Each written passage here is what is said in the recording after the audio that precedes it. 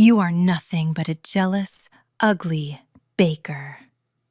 My sister screamed those words at me, her face twisted in rage, tears streaming down her perfectly contoured cheeks.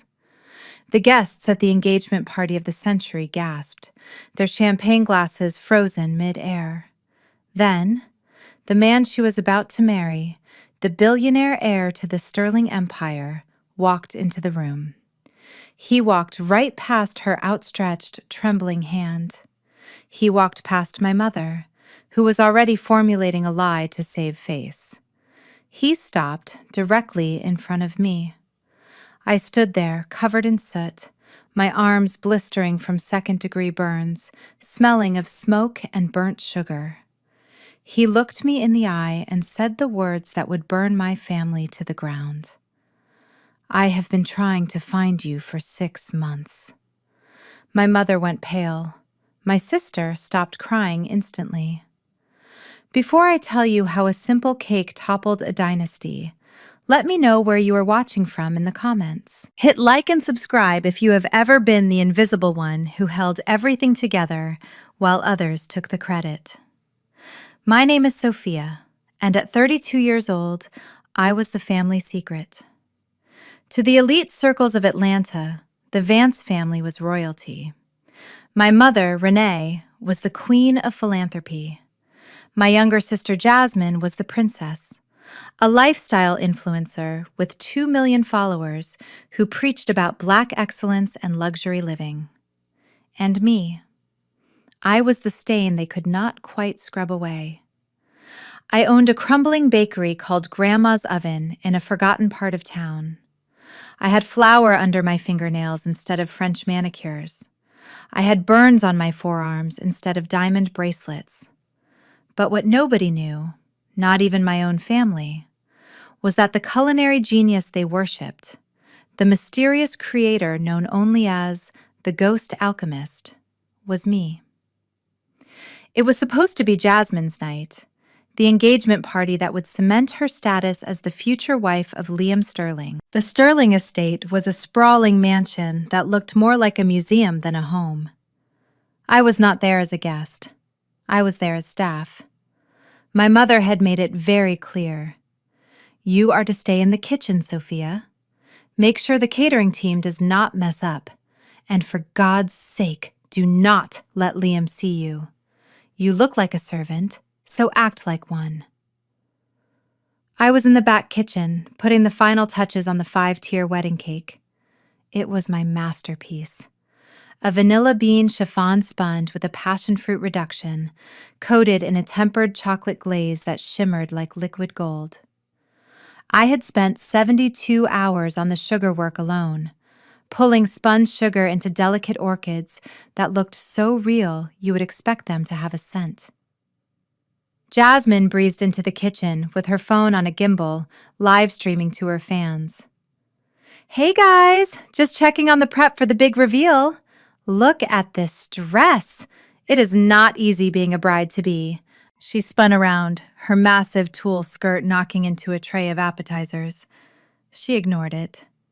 Then, to get better lighting for her ring light, she yanked a cord out of the wall. "Jasmine, no!" I shouted, but it was too late. That was not just an outlet.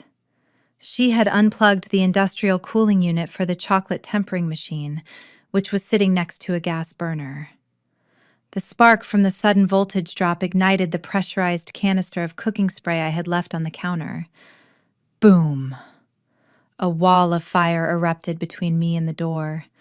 The heat was instantaneous and suffocating. The fire suppression system failed.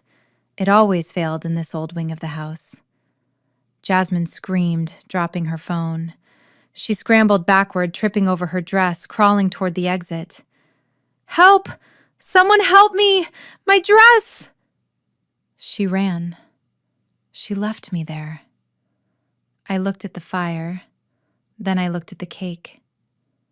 That cake was worth $15,000. But more importantly, it was the only thing standing between my mother and a lawsuit from the catering company.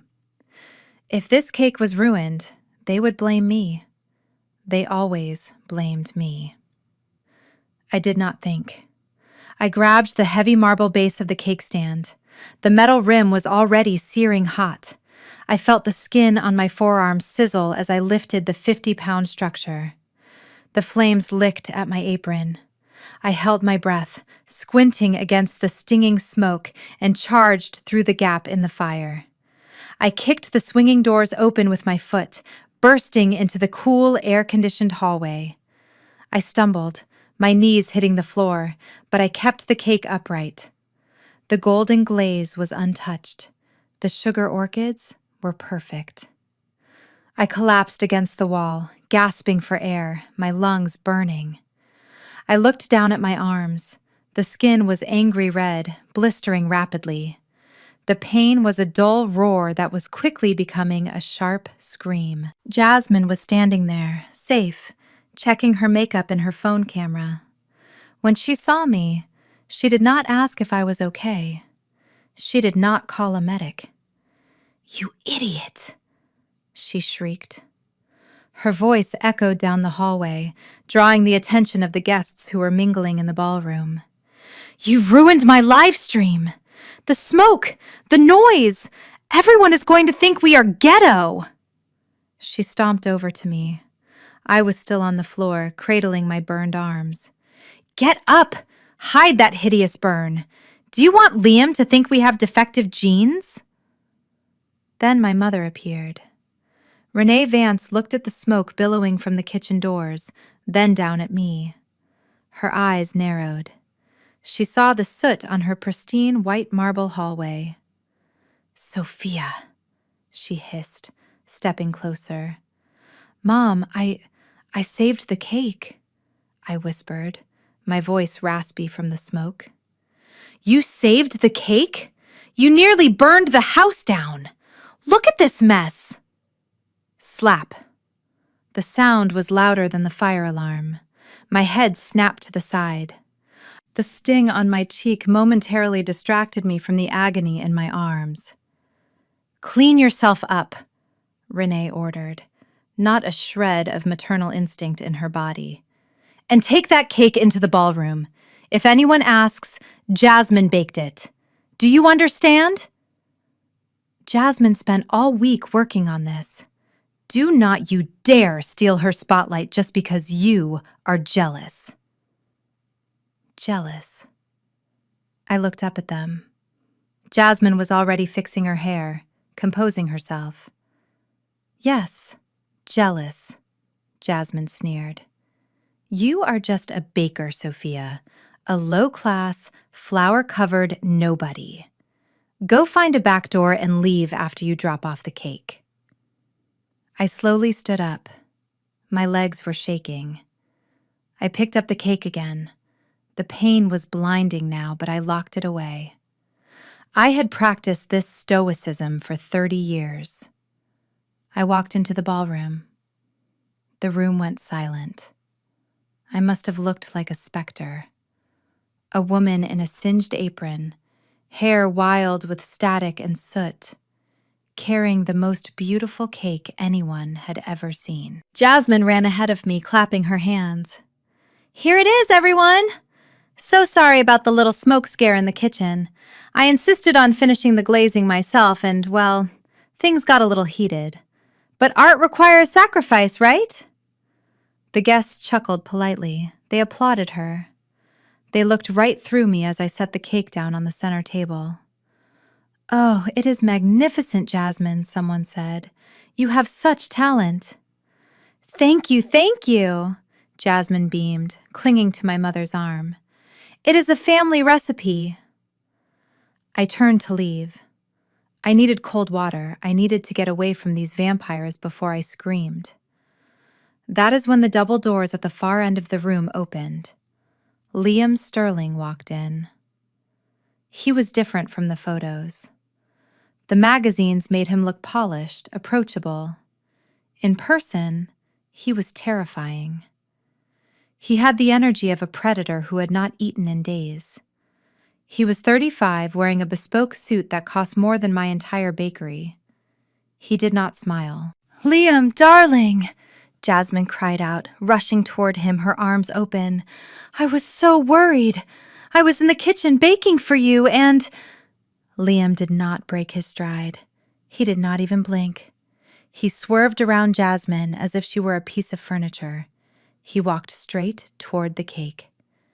The room held its breath. Jasmine froze, her smile faltering. My mother took a nervous step forward. Liam stopped. He leaned in close to the cake, examining the sugar orchids. He took a deep breath, smelling the caramelized vanilla. Then he turned. He was looking at me. I was trying to shrink into the shadows, clutching my burned arms to my chest. I looked like a disaster. Wait. Liam's voice was deep, commanding. It cut through the murmurs of the crowd. I stopped. My heart hammered against my ribs. "Did you make this?" he asked, pointing at the cake. Jasmine laughed nervously, running to his side. "Oh, Liam, don't be silly. That is just Sophia. She is the help. She just carried it out for me." "I told you Quiet," Liam said. He did not shout, but the authority in his tone made Jasmine snap her mouth shut. He walked over to me. He was tall, towering over me. He looked down at my hands. He saw the angry red blisters rising on my skin. He saw the soot on my face. And then he looked into my eyes. The glazing technique. He said softly so only I could hear. The use of pectin instead of gelatin to maintain the shine under heat. The sugar pulled at exactly 310 degrees.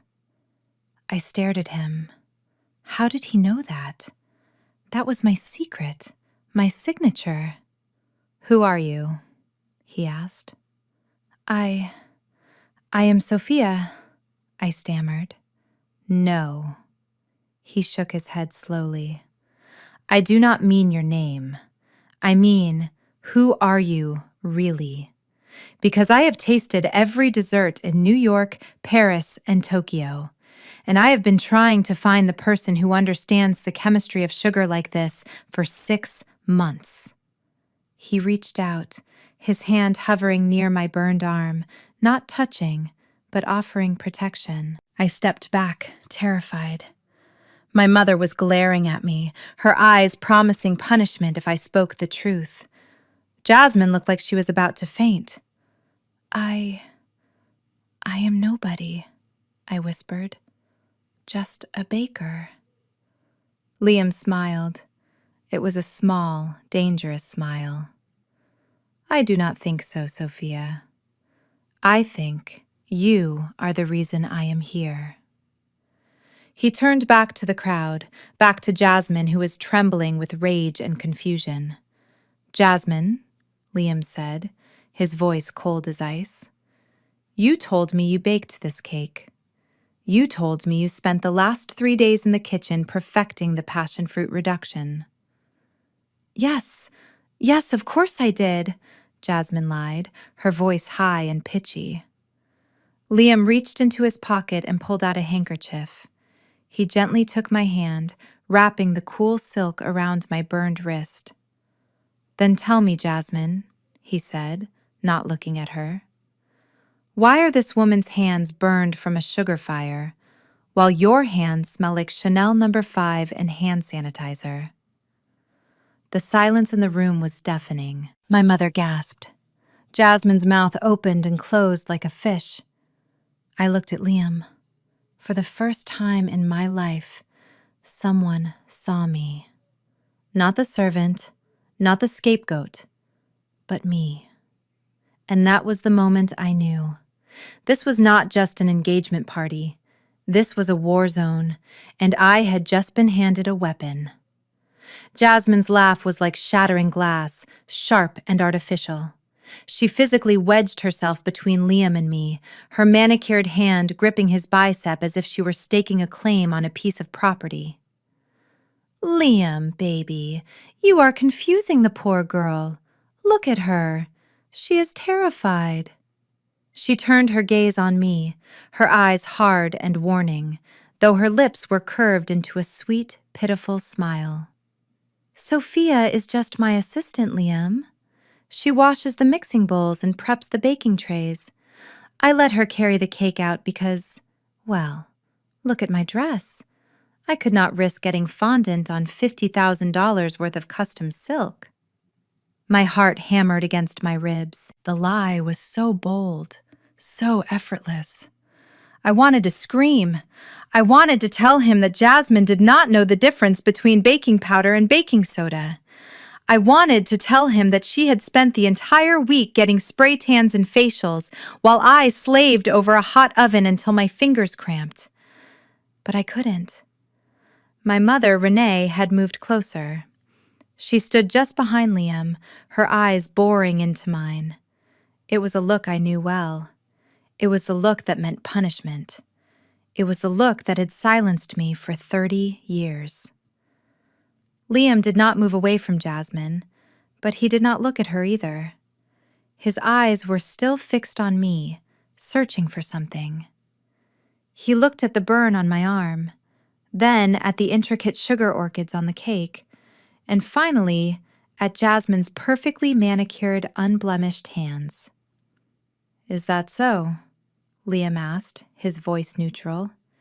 He took a step back, creating space. "So, Jasmine, you are telling me that you understand the precise chemistry required to stabilize a passion fruit reduction at high heat?" Jasmine blinked. For a second, panic flickered behind her false eyelashes. She had no idea what he was talking about. But she recovered quickly, tossing her hair over her shoulder. "Of course, darling. It is a family secret. A little bit of magic and a lot of love. Right, Mom?" "Right," Renee chimed in smoothly, stepping forward to place a hand on Jasmine's shoulder. "Jasmine has always had a gift. She is the artist of the family. Sophia just helps out with the heavy lifting." Liam nodded slowly.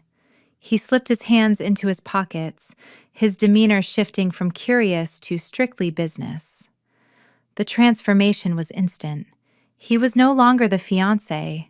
He was the CEO of a global empire. "Well then, this changes things," Liam said. "What do you mean?" Jasmine asked, her smile faltering slightly. Liam gestured to the cake. "The board of directors at Sterling Hotels has been looking for a new executive partner. We want to revamp our entire dessert menu across 500 locations worldwide. We need a signature taste, something that screams luxury and innovation."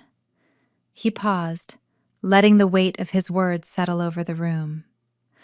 "I have been interviewing Michelin star chefs for months, but none of them have impressed me. This cake, however, this is exactly what we are looking for." Jasmine's eyes widened. My mother actually stopped breathing for a second. "I am prepared to offer you a contract, Jasmine," Liam continued. "An exclusive partnership. $15 million for 5 years. $15 million. The number hung in the air like a guillotine blade. I felt the blood drain from my face. That kind of money could change everything.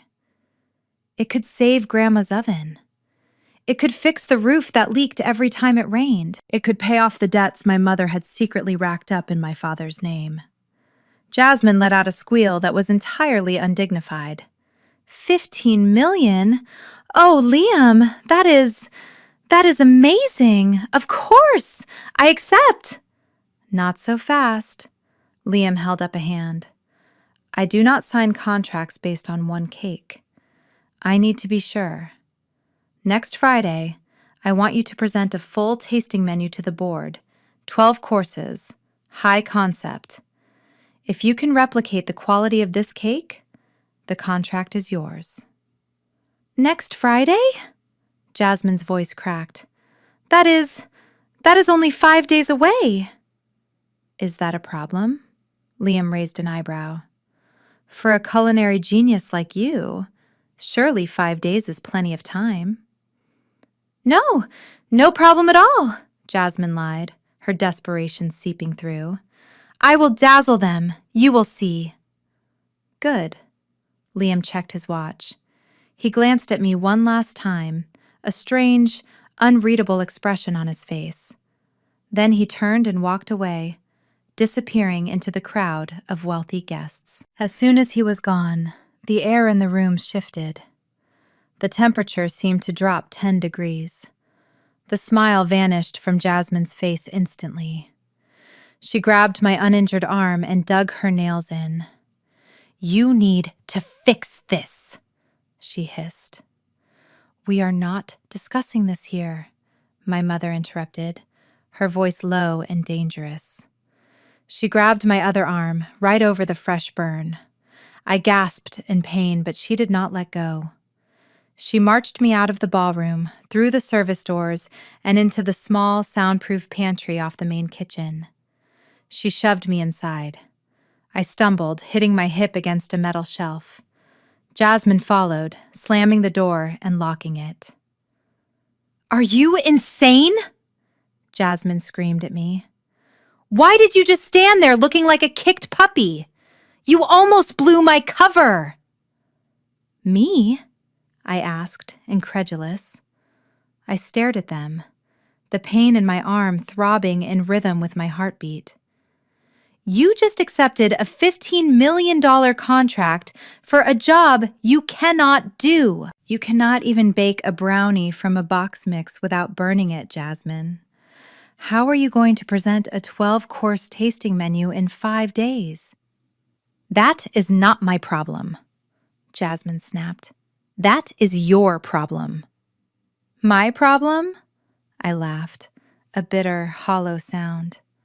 No, absolutely not. I am done. I am done being your shadow. I am done letting you take credit for my work. You want that contract? You bake for it. I turned to the door, my hand reaching for the handle. If you walk out that door, Sophia, you will never step foot in Grandma's oven again.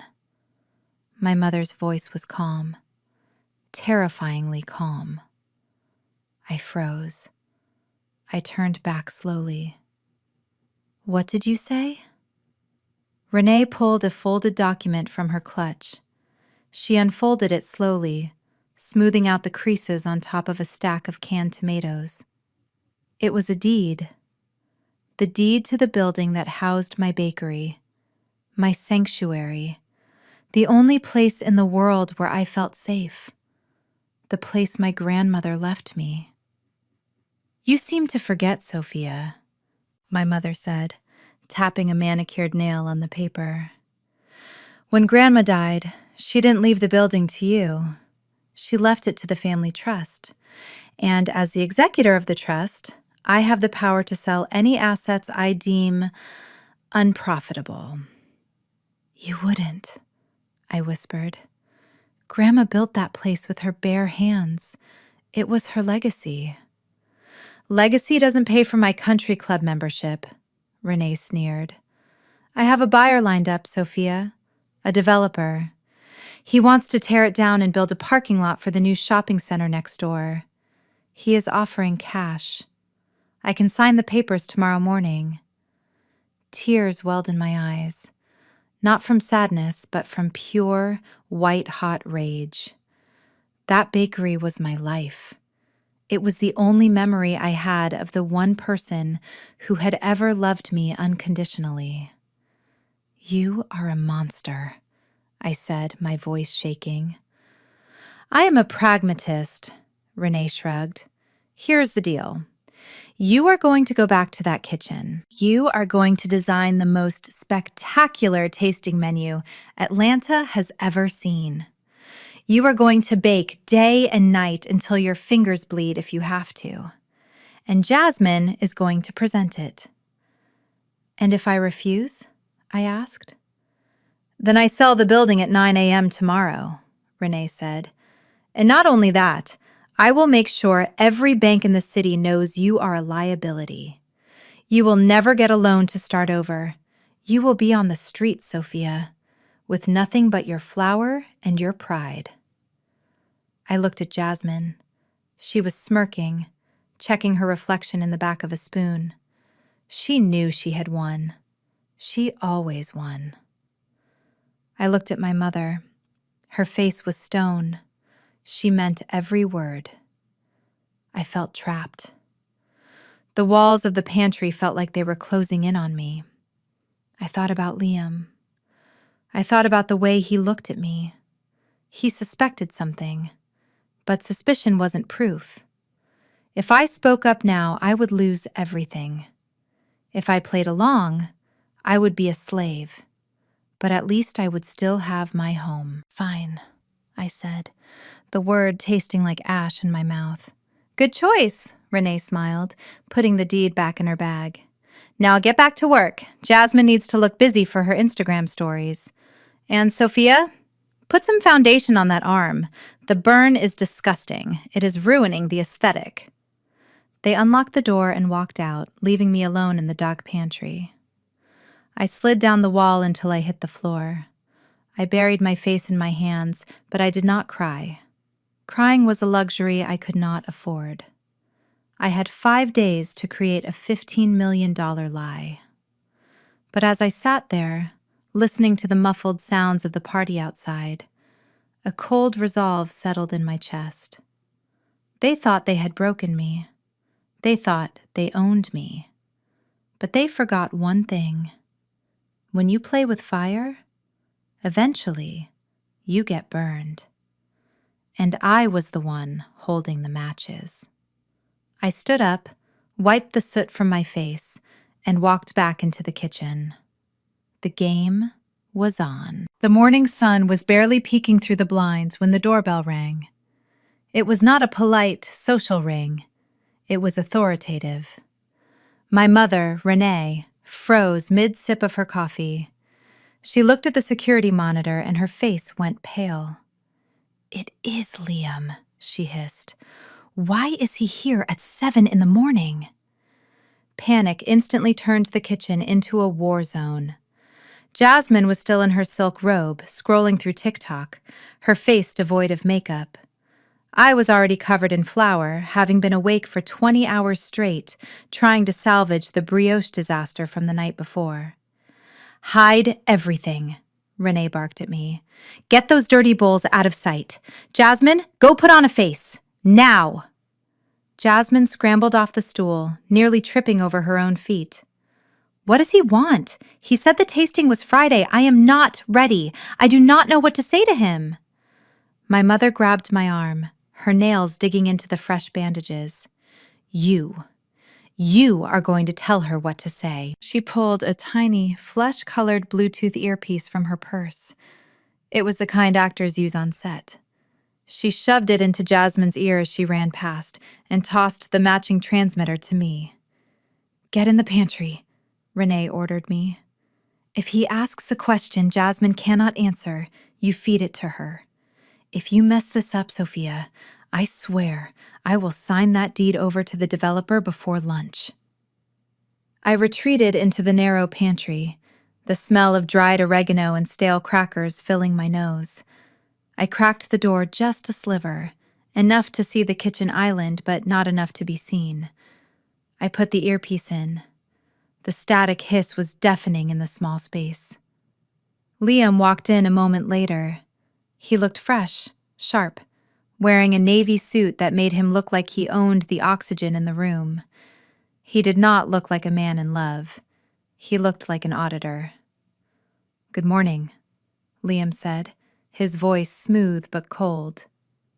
Jasmine breezed back in, now wearing a casual but expensive cashmere lounge set. She had managed to apply lip gloss and concealer in record time. "Liam, darling, what a surprise. I was just meditating on the menu." "Meditating," Liam repeated, walking over to the marble island where I had left a tray of experimental tart shells. I hope you are meditating on the structural integrity of your pastry cream. I was looking over the preliminary sketches you sent, or rather the ones your mother emailed me. They were Jasmine's ideas, of course.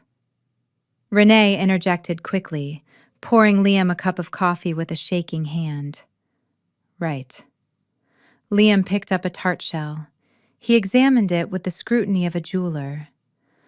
I wanted to ask you about the caramelization technique for the croquembouche tower.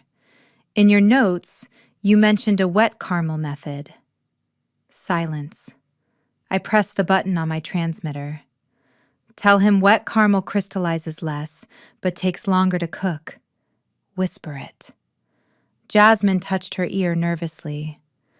Oh, well, wet caramel crystallizes less, but it, takes longer to cook. Liam nodded. Correct. But at what temperature do you stop the cooking process to ensure it doesn't become bitter amber? I whispered into the mic. 335 degrees Fahrenheit. Immediate ice bath. 335 degrees, Jasmine parroted, her smile tight. And then an immediate ice bath, obviously. Liam stared at her. He took a bite of the tart shell. The crunch echoed in the silent kitchen. Very precise. Most people pull it at 350, but that is too dark for my taste. Good answer. I let out a breath I didn't know I was holding. It was working. We were pulling off the impossible. Then, static. A high-pitched whine erupted in my ear. I winced, tearing the earpiece out for a second. The connection was failing. The thick walls of the pantry were interfering with the signal. I jammed it back in, desperate to hear. And for the mousse? Liam was asking. I assume you are using gelatin sheets? I pressed the button. Powdered gelatin, bloom strength, 160. Tell him sheets are too inconsistent for this humidity. Sophia? Sophia, I can't hear you. Jasmine's voice came through the feed, not meant for Liam, but she had mumbled it aloud. I panicked. I pressed the button harder. Powdered gelatin, 160, bloom. Say it. Jasmine looked at Liam, sweat beading on her forehead. Sheets? No, wait. Powder. Yes, powder. Because of the humidity? Liam raised an eyebrow. Humidity affects gelatin? That is a new theory. My heart stopped. Technically, humidity affected the meringue folded into the mousse, not the gelatin itself directly in the way I had phrased it quickly. I had simplified it too much, and Jasmine had delivered it clumsily. I mean, the meringue, Jasmine corrected herself quickly, seeing his expression. The humidity collapses the egg whites. Recovered, barely. Liam walked around the island. He was circling her like a shark. He stopped right in front of the pantry door. I held my breath. I could see the back of his expensive leather shoes through the crack. If he opened this door, he would find me sitting on a crate of onions with a transmitter in my hand. You know, Jasmine. Liam said, leaning back against the counter, crossing his arms. I have always admired chefs who understand the science. It is rare. Most people just follow a recipe. But to understand the why, that is talent. Thank you, Jasmine breathed, thinking she was in the clear. Let me ask you one last thing, Liam said, his tone casual, almost conversational. It is about the lemon curd filling for the third course. I strained to hear. The static was getting worse. I noticed you are using heavy cream in the curd, Liam continued. To prevent the acidity of the lemon juice from curdling the mixture, you are heating the cream to a boil before adding the citrus, right? I froze. No, that was wrong. That was dead wrong. If you boil cream and add lemon juice, you make ricotta cheese. It curdles instantly. You have to temper the eggs and butter, adding the juice slowly at a lower temperature. I slammed my finger on the button. No. Tell him no. That will curdle it. You never boil the cream with acid. Jasmine, say no. I waited. All I heard was static, a long, screeching feedback loop. My battery light flickered red. The transmitter was dead. I tapped it frantically. Nothing. Jasmine stood there. She looked at the pantry door, her eyes wide with terror. She waited for my voice. She tapped her ear discreetly. Nothing. She had to guess. She looked at Liam. He was smiling at her, an encouraging, warm smile. A trap. Yes, Jasmine said, her voice confident now that she thought she had the answer. Absolutely. I boil the cream first. It stabilizes the proteins. That is the secret to a smooth curd. Time seemed to stop. My mother dropped a teaspoon. It clattered loudly against the saucer. Liam's smile did not waver, but his eyes changed. The warmth evaporated, replaced by a cold, sharp amusement. He stood up straight, brushing a speck of imaginary dust from his lapel.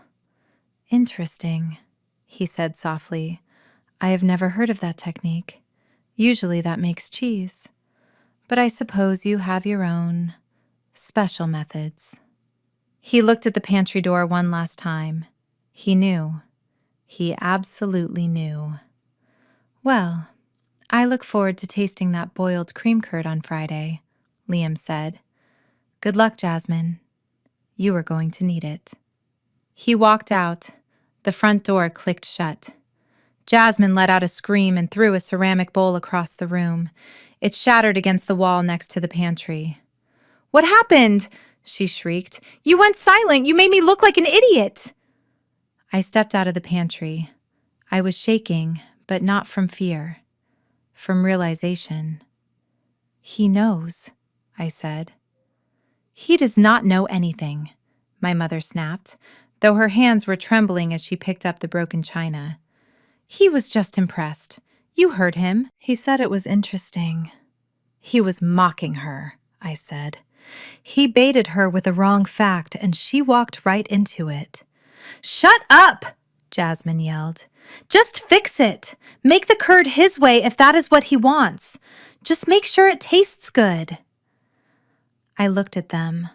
They were deluding themselves. They thought they could still manipulate this situation. But I had seen Liam's face. He wasn't looking for a chef anymore. He was looking for a liar. And he had just found 2 of them. And me? I was just the ghost in the pantry. But ghosts have a way of haunting the people who try to bury them. I picked up the transmitter and dropped it into the trash. I will make the curd, I said quietly. But I am not making it his way, or your way. I am making it my way. Because on Friday, when that curd hits his tongue, I wanted there to be no doubt left in his mind about who really stood in this kitchen. The trap was set. Now, we just had to wait for the snap. The silence in the house was heavy, broken only by the hum of the refrigerator and the rhythmic thumping of my own heart. It was 3 a.m. My mother was asleep in the master suite, dreaming of the social status she would gain from this wedding. Jasmine was in her room, likely wearing a silk eye mask, protecting the beauty she believed was her only currency. I was still on the pantry floor where my mother had left me, but I was no longer unconscious. The brief blackout had reset something in my brain. The fear was gone, replaced by a cold, calculating clarity. I knew what I had to do. I pushed myself up, biting the inside of my cheek to stifle a groan as my burned arm protested the movement. I did not change out of my flour-covered clothes. I did not wash the soot from my face. I needed to look like the victim one last time. I grabbed my backpack, checking for the folder I had hidden inside the lining months ago. It was still there. I crept out the back door, moving like a shadow through the house I had cleaned but never owned. The night air was cool, a sharp contrast to the suffocating heat of the kitchen. My car, a beat-up sedan with peeling paint and a rattling engine, was parked down the street. It was my only possession, the only thing my name was actually on. I got in and drove, my hands gripping the wheel tight enough to make my knuckles white. I was not going to the bakery. I was going to the one place my family would never think to look for me. Downtown Atlanta was quiet at this hour, the skyscrapers looming like glass giants against the dark sky. I pulled up to a 24-hour diner, but I didn't go in for coffee. I waited in the parking lot until the sun began to bleed over the horizon. At 7 sharp, I drove 2 blocks over to a sleek office building that housed the firm of Davis and Associates. Mr.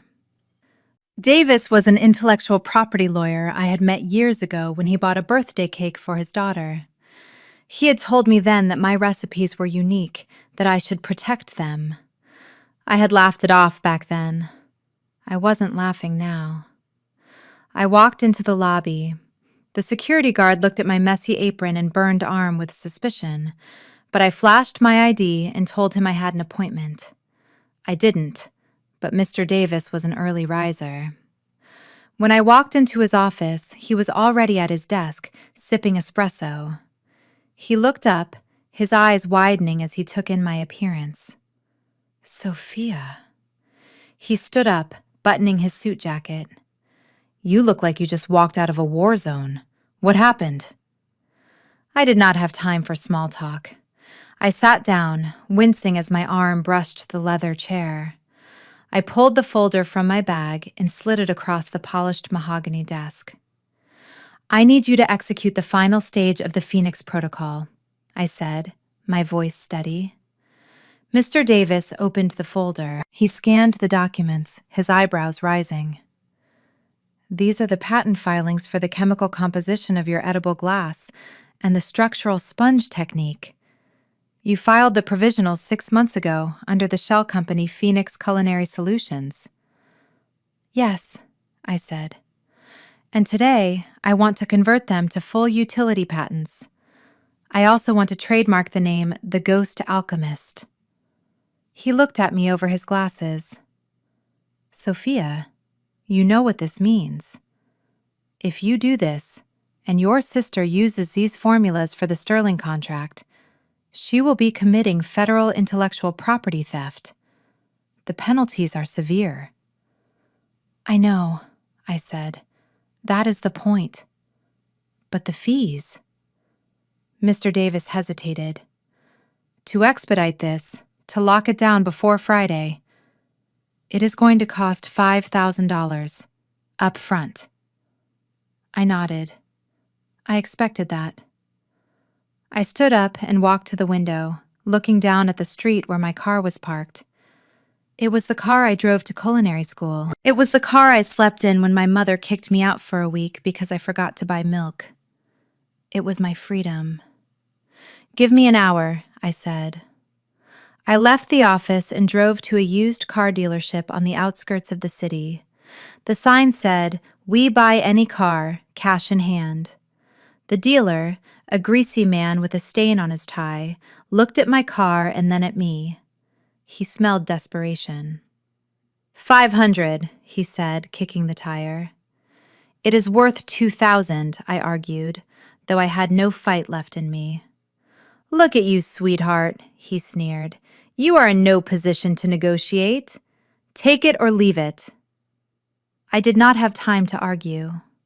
I drove to 3 more lots until I found one that offered me exactly $5,000. I signed the title over. I handed him the keys. As I watched him drive my car into the back lot, I felt a piece of my soul detach. I was now completely trapped. No vehicle, no escape route. If this plan failed, I would be walking the streets. I took a taxi back to the law firm. I handed Mr. Davis the envelope of thick, greasy bills. "File it," I said. He counted the money. He looked at me with a new kind of respect. He didn't see a victim anymore. He saw a strategist. "It is done," he said, typing furiously on his keyboard. "As of this moment, Phoenix Culinary Solutions owns every single recipe you have ever written. If anyone else claims them, we sue." "Thank you," I said. I left the building feeling lighter, despite the pain in my arm. I had nothing left to lose, which meant I was dangerous. I took the bus back to the suburbs, walking the last mile to the house. The sun was high now. The neighborhood was awake. Lawn mowers were buzzing, birds were singing. It was a perfect facade of a morning. I walked up the driveway. My mother's car was gone. She was probably at the florist. That meant Jasmine was alone. I unlocked the front door and stepped into the cool hallway. It was quiet. Too quiet. I walked toward the kitchen. I needed to get back to the dough before it overproofed. I needed to pretend that I had just been out for a walk. But as I rounded the corner into the living room, I stopped. Jasmine was sitting on the white leather sofa. She was not wearing her silk robe. She was wearing jeans and a tank top. Her hair was pulled back tight, and across her lap, resting casually on her knees, was a metal baseball bat. She didn't look up when I entered. She just stared at the blank television screen. "Where were you?" she asked. Her voice was low, devoid of the usual whining tone. It was the voice of someone who sensed a threat. I went to the pharmacy," I lied. "For my arm." She turned her head slowly to look at me. Her eyes were bloodshot. She hadn't slept either. Liar.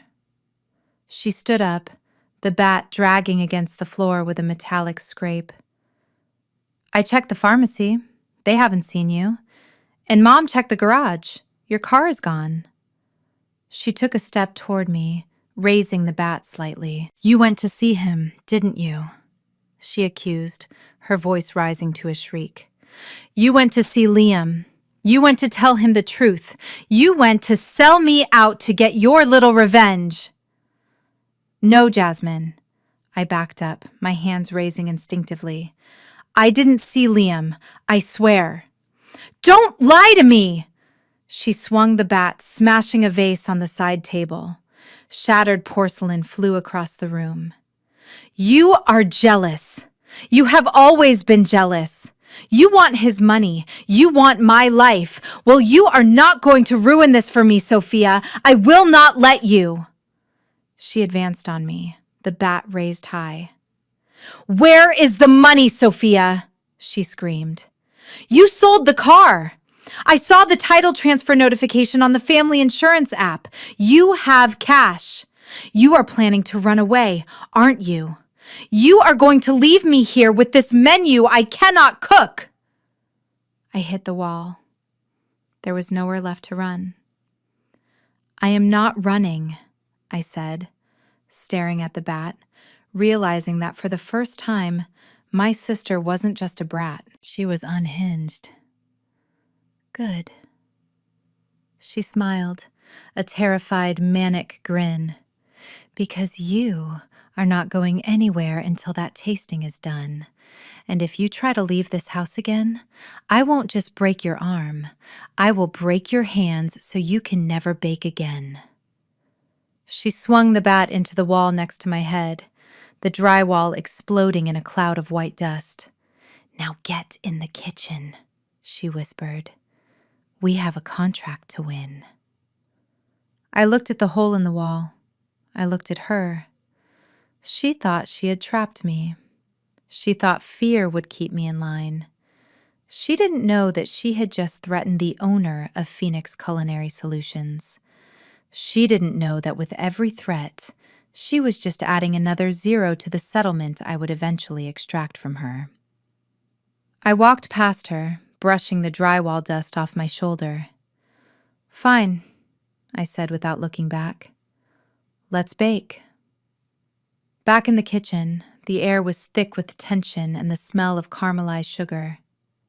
I had been awake for nearly 40 hours. My body was running on adrenaline and hatred.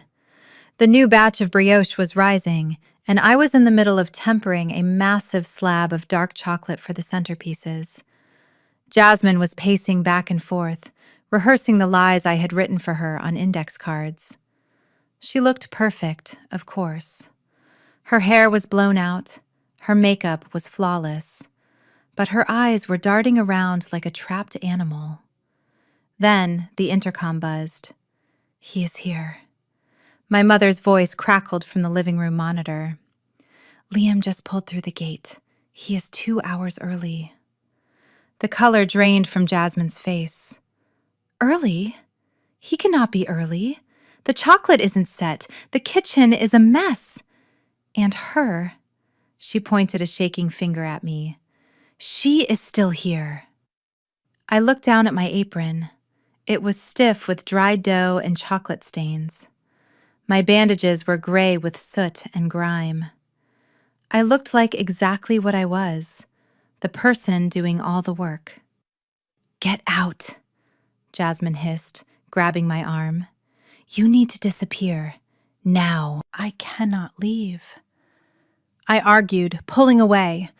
"The chocolate is at 88 degrees. If I stop stirring now, it will bloom. It will look like chalk."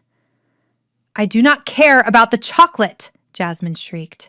"If Liam sees you looking like a zombie in my kitchen, he is going to ask questions. He is already suspicious, Sophia. You need to vanish." She looked around frantically. The pantry was too obvious. He had almost caught me there last time. The back door was locked and the key was in my mother's purse. There was nowhere to go. Then, her eyes landed on the heavy stainless steel door in the corner. The walk-in freezer. "In there," she commanded. "Are you crazy?" I stepped back. "It is minus 18 degrees in there, Jasmine. I am wearing a t-shirt." "It is just for 10 minutes, she lied, grabbing my shoulders and shoving me toward the heavy door. "Just until I get him settled in the living room with a drink. Then you can sneak out the back." "No!" I planted my feet. "I am not going in there." My mother rushed into the kitchen then. Why is she still here? Liam is parking the car. She is refusing to hide. Jasmine cried, playing the victim instantly. "She wants to ruin it, Mom." Renee did not hesitate. She grabbed a heavy rolling pin from the counter. Her eyes were cold, devoid of any recognition that I was her daughter. "Get in the freezer, Sophia, or so help me God, I will break your fingers myself and tell Liam you dropped a heavy box on them. You will never bake again." I looked at the rolling pin. I looked at the hatred in their eyes. They would do it. They were desperate enough to do it. "Fine," I whispered. I walked to the freezer. I pulled the heavy handle. A blast of Arctic air hit me, instantly chilling the sweat on my skin. I stepped inside the metal box, surrounded by shelves of frozen berries, blocks of butter, and hanging sides of meat. "Just 10 minutes," Jasmine promised. She slammed the door shut. Darkness swallowed me. The only light came from the small, glowing red numbers on the temperature gauge above the door. Minus 18 Celsius, 0 degrees Fahrenheit. I heard the heavy click of the latch engaging from the outside. "Wait." I spun around. I pushed on the safety release handle. It didn't move. The safety release inside our freezer had been broken for years. We used a padlock hasp on the outside to keep it shut tight because the seal was old. Jasmine knew that. She had locked it. "Jasmine!" I pounded on the door. "Open this! The handle is broken!" Silence. I pressed my ear to the cold steel. I could hear muffled voices. The front door opening. Liam's deep baritone. Jasmine's high-pitched, fake laugh.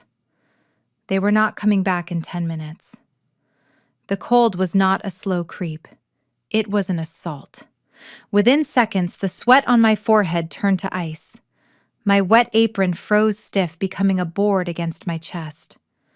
But the worst pain was in my arms. The burns, which had been throbbing with heat for days, suddenly screamed as the extreme cold hit the raw nerve endings. It felt like someone was flaying the skin off my bones all over again. I wrapped my arms around myself, shivering violently. My teeth began to chatter so hard I thought they would crack. 10 minutes passed, then 20. The cold began to sink deeper. It moved past my skin and into my muscles. My fingers started to feel numb, stiff, and clumsy. I tried to wiggle my toes in my thin canvas sneakers, but I could barely feel them. I have to move, I told myself. If I stop moving, I die. I started doing jumping jacks in the tiny space between the racks of frozen puree. 1, 2, 3. My lungs burned with every breath of the razor-sharp air. The condensation from my breath crystallized instantly on my eyelashes, sealing them shut every time I blinked. 30 minutes. 40 minutes. My movements became sluggish. The shivering stopped. That was bad. I knew enough biology to know that when you stop shivering, hypothermia is setting in. Your body is giving up. I sank to the floor, pulling my knees to my chest. The metal floor sucked the heat right out of my legs. I felt sleepy. A heavy, seductive drowsiness washed over me. It would be so easy to just close my eyes, to just let go. No more baking, no more shouting, no more pain. I thought about the deed to the bakery. I thought about Mr. Davis and the patent filings. I thought about the phoenix. "You cannot die here," I whispered to the darkness. "A phoenix rises from fire, not ice." I forced myself up. I grabbed a heavy frozen leg of lamb from the hook. I swung it against the metal wall. Clang! The sound was dull, absorbed by the insulation. I swung it again, harder. Clang! I screamed. Not words, just a primal sound of rage. I pounded on the door with my frozen fists until the skin on my knuckles split. Outside, in the warm, fragrant kitchen, the sound must have been faint, a rhythmic thumping, like a heartbeat in the walls. Liam was standing at the kitchen island, inspecting the chocolate tempering machine I had abandoned. "This chocolate is starting to bloom," he noted, running a finger through the mixture. "It was perfect 20 minutes ago. Why did you stop stirring?" Jasmine was leaning against the counter, blocking his view of the freezer. "Oh, I got distracted when you arrived. I was just so excited to see you." Liam frowned. He tilted his head. "Do you hear that?" he asked. Jasmine's heart stopped. "Hear what?" "That thumping sound." Liam walked toward the back of the kitchen. "It sounds like it is coming from the pantry or the freezer." Jasmine stepped in front of him, panic flaring in her chest. "It is nothing. It is just the ice maker. It is old. It makes terrible noises. We are getting it replaced next week." Thump, thump, thump. It was louder now, more desperate. "That does not sound like an ice maker," Liam said, his eyes narrowing. "That sounds like someone is inside." He reached for the freezer handle. Jasmine did the only thing she could think of, the only weapon she had left. She threw herself at him. She grabbed the lapels of his expensive jacket and pulled him down, smashing her lips against his. It was a desperate, aggressive kiss. She pressed her body against his, trying to force him back against the island, away from the door that hid her dying sister. "Liam!" She moaned against his mouth, her hands tangling in his hair. "I have missed you so much. Forget the chocolate, forget the kitchen. Take me right now, right here on the counter." She ground her hips against him, desperate to distract him, desperate to drown out the sound of my fists beating against the steel. But inside the freezer, I had nothing left. The heavy leg of lamb slipped from my numb fingers. My legs gave out. I slid down the door, leaving a streak of frost where my breath had hit the metal. The darkness was closing in, and the last thing I heard before the blackness took me was the sound of the latch not moving. Liam did not melt into the kiss. He did not wrap his arms around Jasmine or lose himself in the moment. Instead, he stood like a statue, his body rigid and unyielding against her desperate embrace. He placed his hands on her shoulders and firmly, deliberately, pushed her back. "Not now, Jasmine," he said. His voice was calm, but there was an edge to it that cut through the humid air of the kitchen. Jasmine stumbled back slightly, her chest heaving, her lipstick smeared. She looked up at him with wide, fearful eyes, trying to gauge if her distraction had worked. "But Liam, I missed you," she stammered, reaching for his hand again. "I am sure you did," Liam said, stepping around her.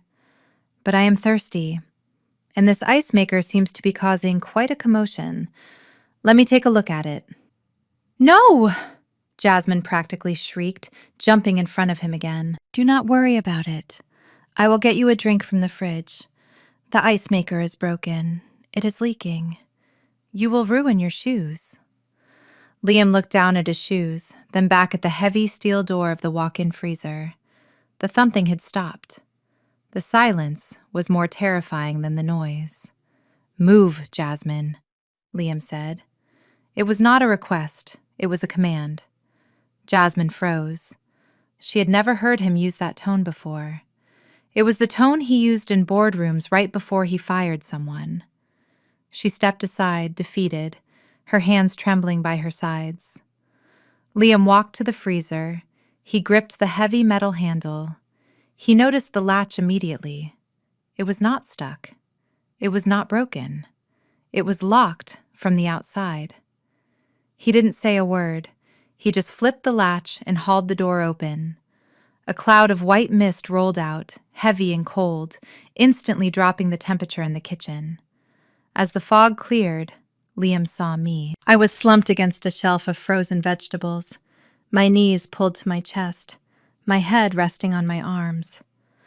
My skin was a terrifying shade of pale blue. Ice crystals had formed on my eyelashes and in my hair. I was shaking so violently that my teeth were clicking together in a rhythmic, skeletal sound. "Sophia!" Liam dropped to his knees. The expensive fabric of his suit pants hit the dirty kitchen floor, but he didn't care. He reached out and touched my face. His hand felt like fire against my frozen skin. I blinked slowly, trying to focus. My vision was blurry. I thought I was hallucinating. I thought he was an angel coming to take me away. "Liam?" I whispered. My voice was barely a croak. "Oh my God," Jasmine said from the doorway, her voice thick with fake shock. "Sophia? What are you doing in there? I thought you went home hours ago."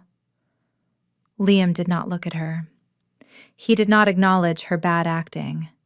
He was busy unbuttoning his suit jacket. He stripped it off in one fluid motion and wrapped it around my shoulders. The silk lining was still warm from his body heat, and the scent of sandalwood and expensive cologne enveloped me, masking the smell of raw meat and freezer burn. He rubbed my arms vigorously, trying to generate friction, trying to bring the blood back to my surface. "You are freezing," he murmured, his eyes scanning my face with intense focus. "Can you stand?"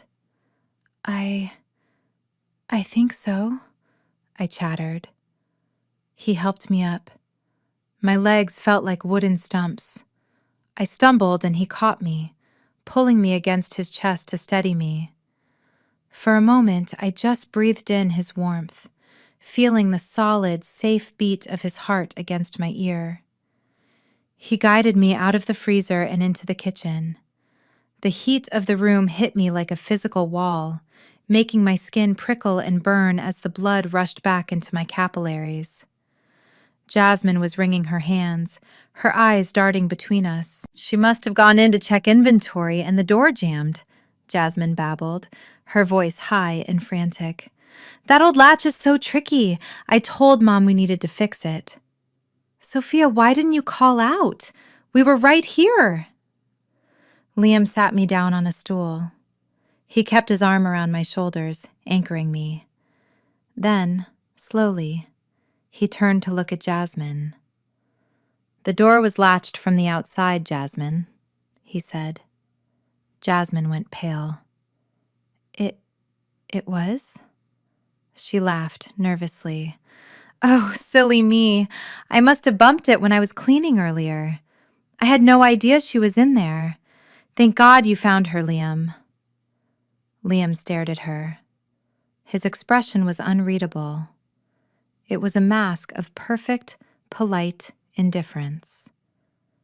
But I saw his hand. The hand that was resting on the counter was clenched into a fist so tight his knuckles were white. "Accidents happen," Liam said smoothly. "But you should really be more careful with your staff. Good help is hard to find." He turned back to me. He leaned in close, pretending to adjust the jacket around my shoulders. His face was inches from mine. Jasmine couldn't see his lips moving from where she stood. "Listen to me," he whispered, his voice a low rumble that only I could hear. "I know she locked you in there. I know she is lying about the cake. I know everything."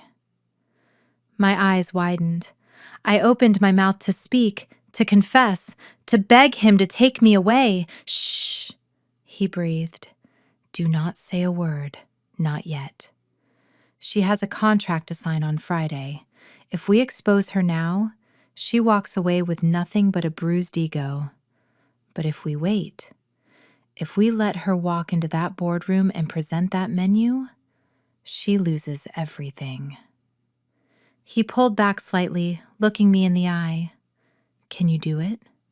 Can you survive 2 more days?" I looked at him. I saw the cold fury in his eyes. It matched the fire in my own belly. He wasn't just saving me. He was offering me a partnership. I nodded. Just a tiny, imperceptible movement. "Good," he said aloud, standing up and brushing off his knees. "Well, Sophia seems to be thawing out. You should get her some hot tea, Jasmine." Jasmine rushed to the kettle, eager to look useful, eager to escape his gaze. "Of course, right away. I am so sorry, Sophia."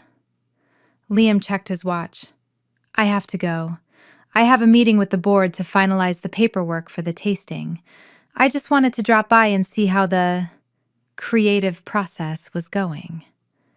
He walked toward the door, but paused at the kitchen island. He reached into his pocket. "I almost forgot," he said. "I need to leave a deposit for the ingredients." He pulled out a checkbook, scribbled something, and tore it off. He placed it on the counter, right next to the stand mixer. But as he did, his hand lingered for a second behind the flour jar. It was a sleight of hand so smooth, a magician would have missed it. He placed a tiny black cube, no larger than a sugar cube, behind the ceramic jar. The lens was facing directly at the main workspace. "I will see you Friday, Jasmine," Liam called out. Do not disappoint me." He walked out. As soon as the door closed, Jasmine dropped the kettle. She didn't make me tea. She turned on me, her face twisting into a snarl. "You clumsy idiot!" she screamed. "You almost ruined everything! Why were you making so much noise?"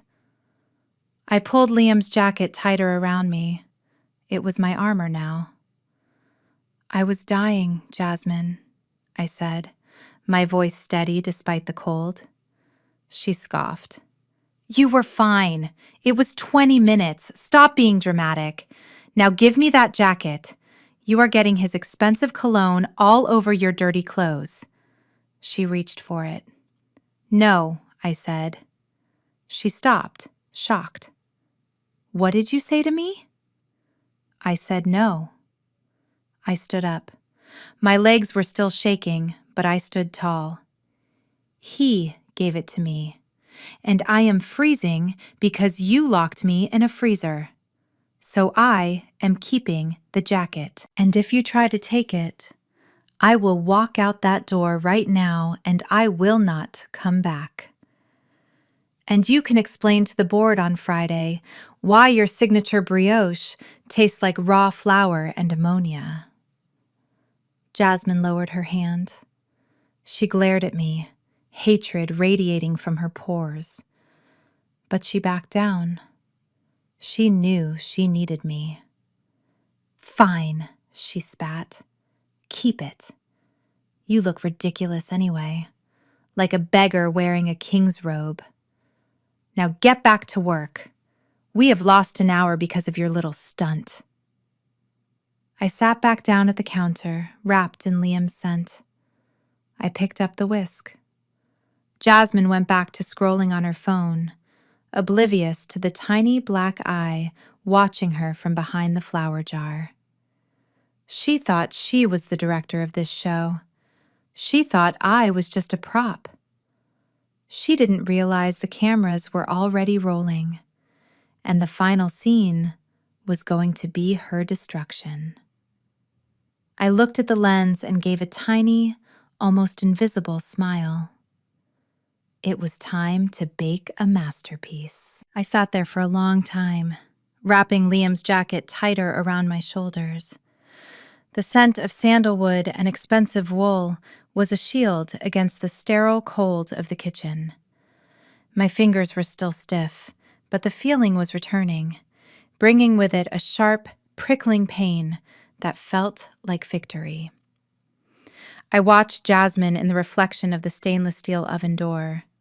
She was back to being the star of her own imaginary show, humming a tune as she rearranged the fruit bowl for the 10th time, completely unbothered by the fact that she had nearly killed me less than an hour ago. That was the moment the last thread of familial loyalty snapped. For years, I had held on to a childish hope. A hope that if I just worked hard enough, if I just baked enough perfect cakes, if I just stayed quiet enough, my mother would look at me with the same adoration she gave Jasmine. I hoped that Jasmine would remember the nights I stayed up helping her with her homework, or the times I covered for her when she snuck out. But as I looked at her now, I realized that hope was a poison. It had kept me sick. It had kept me weak. I stood up. The movement was slow, deliberate. I wasn't just standing up from a stool. I was standing up from a lifetime of kneeling. "Where are you going?" Jasmine asked without looking up. "To the bathroom," I said, my voice raspy but steady. "Unless you want to lock me in there too?" She rolled her eyes. "Just hurry up. We still have the petit fours to finish." I walked out of the kitchen, down the hallway, and into the small guest bathroom. I locked the door. I turned on the faucet to mask any sound. Then I reached into the inside pocket of Liam's jacket. I wasn't looking for money or a love note. I was looking for a pen. I found a sleek silver fountain pen clipped to the lining. It felt heavy and expensive in my hand. I pulled a stack of index cards from my own pocket. These were the cue cards Jasmine needed for the presentation. She had demanded I write down every ingredient, every technique, every flavor profile so she could memorize them and sound like a genius. I looked at the blank white lines. This was it. This was the weapon. I began to write. For the first course, the lemon tart, I wrote down the ingredients exactly as Jasmine expected. Flour, butter, sugar, lemon zest. But then, for the thickening agent, instead of writing cornstarch, I wrote arrowroot powder. It looked the same, it tasted the same, but arrowroot breaks down when mixed with dairy at high heat. If she followed this instruction, the tart filling would turn into a watery soup the moment she sliced it. For the second course, the chocolate soufflé, I wrote down the temperature as 375 degrees, a perfect temperature for a cake, but death for a soufflé. At that heat, the outside would burn before the inside could rise. It would be a collapsed, charred mess. I wrote faster, my hand flying across the cards. I was not just writing recipes, I was writing a tragedy. A tragedy where Jasmine was the lead actress, and the stage was set for her humiliated exit. I created a second set of documents. These were not on index cards. I pulled a few sheets of folded paper from the back of my waistband. These were the draft contracts I had printed at the library days ago, before the freezer incident. They were agreements transferring ownership of specific recipes to Phoenix Culinary Solutions. I signed them with my own name, dating them for today. I folded them small, tiny squares of legal dynamite and tucked them into the hidden pocket of Liam's jacket. I stared at myself in the mirror. My face was pale, my eyes dark with exhaustion, but there was a fire burning in them that hadn't been there before. I looked like a ghost. The ghost alchemist. I washed my face, scrubbing away the last of the soot. I took a deep breath and walked back into the lion's den. Here, I said, tossing the stack of index cards onto the counter in front of Jasmine. The cheat sheets. Memorize them. Jasmine picked them up, flipping through them with a critical eye. Arrowroot, she frowned. I thought you said cornstarch yesterday. I did, I lied smoothly. But I realized that for the quantity we are making, arrowroot gives a clearer sheen. It is more premium. Liam will appreciate the transparency of the gel. She nodded, buying it instantly because it sounded fancy. Good call. See, you can be useful when you try. She tucked the cards into her purse, the purse that would be her undoing. The rest of the day passed in a blur of frantic activity. We baked, we prepped. I did 90% of the work while Jasmine supervised and took photos. My mother came in and out, critiquing the plating, complaining about the smell of burnt sugar, reminding me that my entire future depended on Jasmine's success. By evening, the kitchen was finally quiet. The components were ready, the sauces were reduced, the chocolate was tempered. Everything was staged in the refrigerators, ready for transport to the Sterling headquarters in the morning. I was cleaning the counters, my back to the room, when I heard the sound of a zipper. I turned around. My mother was standing by my backpack, the one I had left on the dining table. She was holding something up. It was a small white rectangle, a business card. Davis and Associates, Intellectual Property Law, Renee read aloud. Her voice was ice cold. I felt a jolt of adrenaline. I had forgotten to throw it away. Why do you have a lawyer's card in your bag, Sophia? Renee asked, walking toward me. Her eyes were dangerous. I found it, I stammered, backing up against the sink. On the bus, I just picked it up to use as a bookmark. Do not lie to me! She slammed her hand on the counter. You went to see him. That is where you went this morning when you sold the car. You are plotting something. No, Mom, I swear I... Give me your phone, she demanded. What? No! I need my phone! Give it to me! She lunged forward, grabbing my apron. She reached into my pocket and yanked my phone out. She unlocked it. I had been careless. I hadn't changed the passcode. She scrolled through my call history. There it was. A call to Davis and Associates at 8 a.m. You little traitor, she whispered. She looked at me with pure disgust. You were going to sue us? Your own family? After everything we have done for you? We put a roof over your head. We let you work here. You use me, I shouted, finally snapping. You treat me like a slave. She slapped me. It was a hard, stinging blow that knocked my head to the side. You are ungrateful trash, just like your father was, she hissed. She walked over to the sink. She turned on the garbage disposal, and then she dropped my phone into it. I screamed as the crunch of metal and glass filled the room. My connection to the outside world. My alarm clock. My only way to call Mr. Davis if things went wrong. Gone. Now, Renee said, turning off the water, you are going to your room. I am locking the door from the outside. You will not eat. You will not sleep. You will sit there and think about your betrayal until we leave for the presentation tomorrow morning. But the tasting, I started.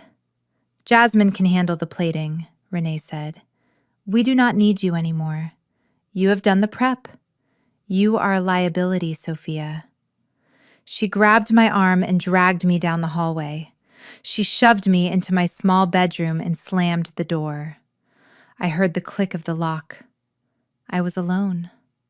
No phone, no car, no way to contact Liam, no way to warn Mr. Davis.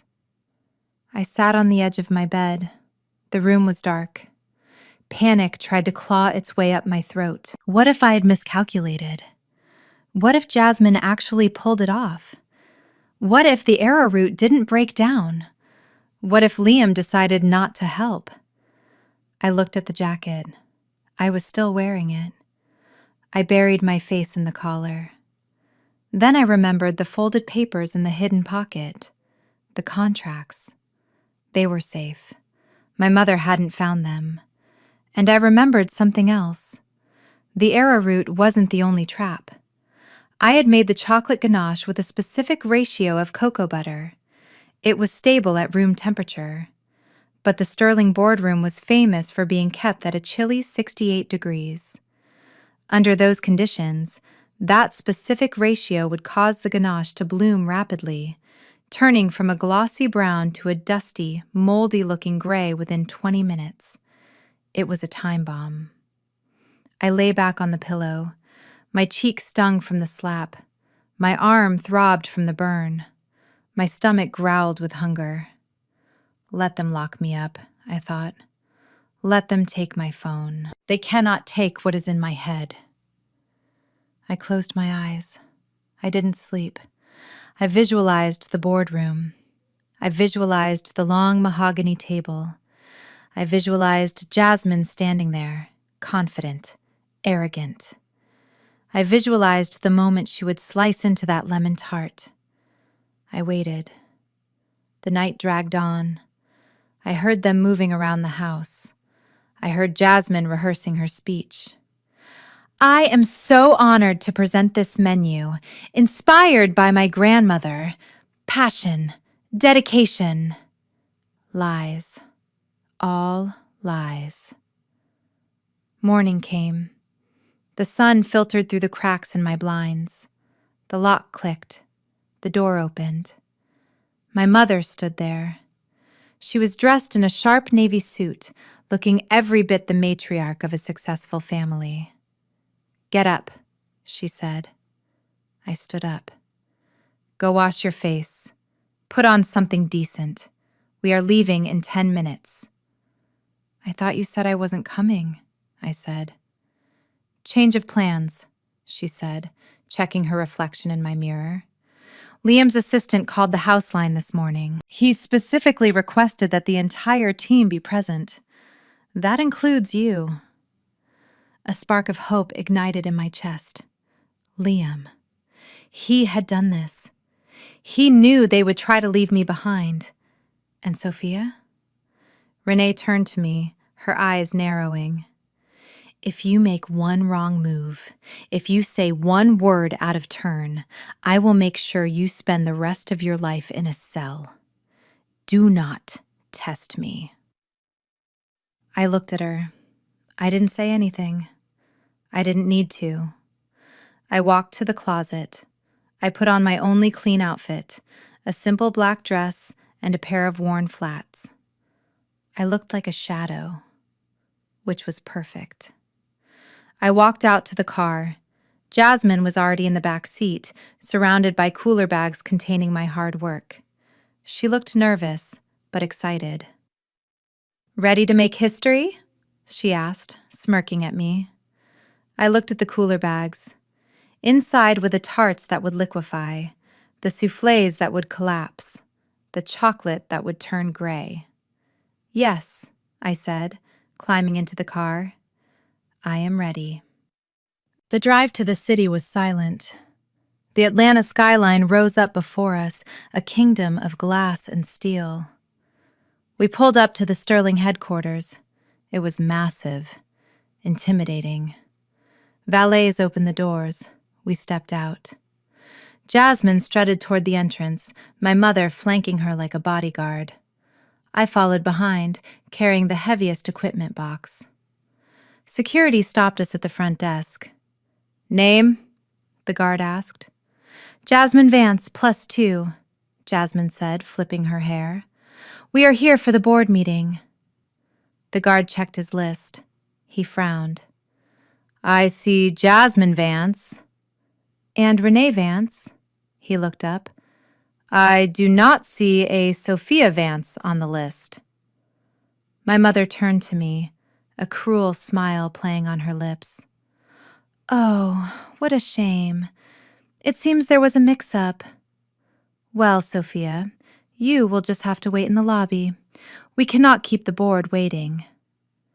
She reached for the equipment box I was holding. "I will take that." Panic surged.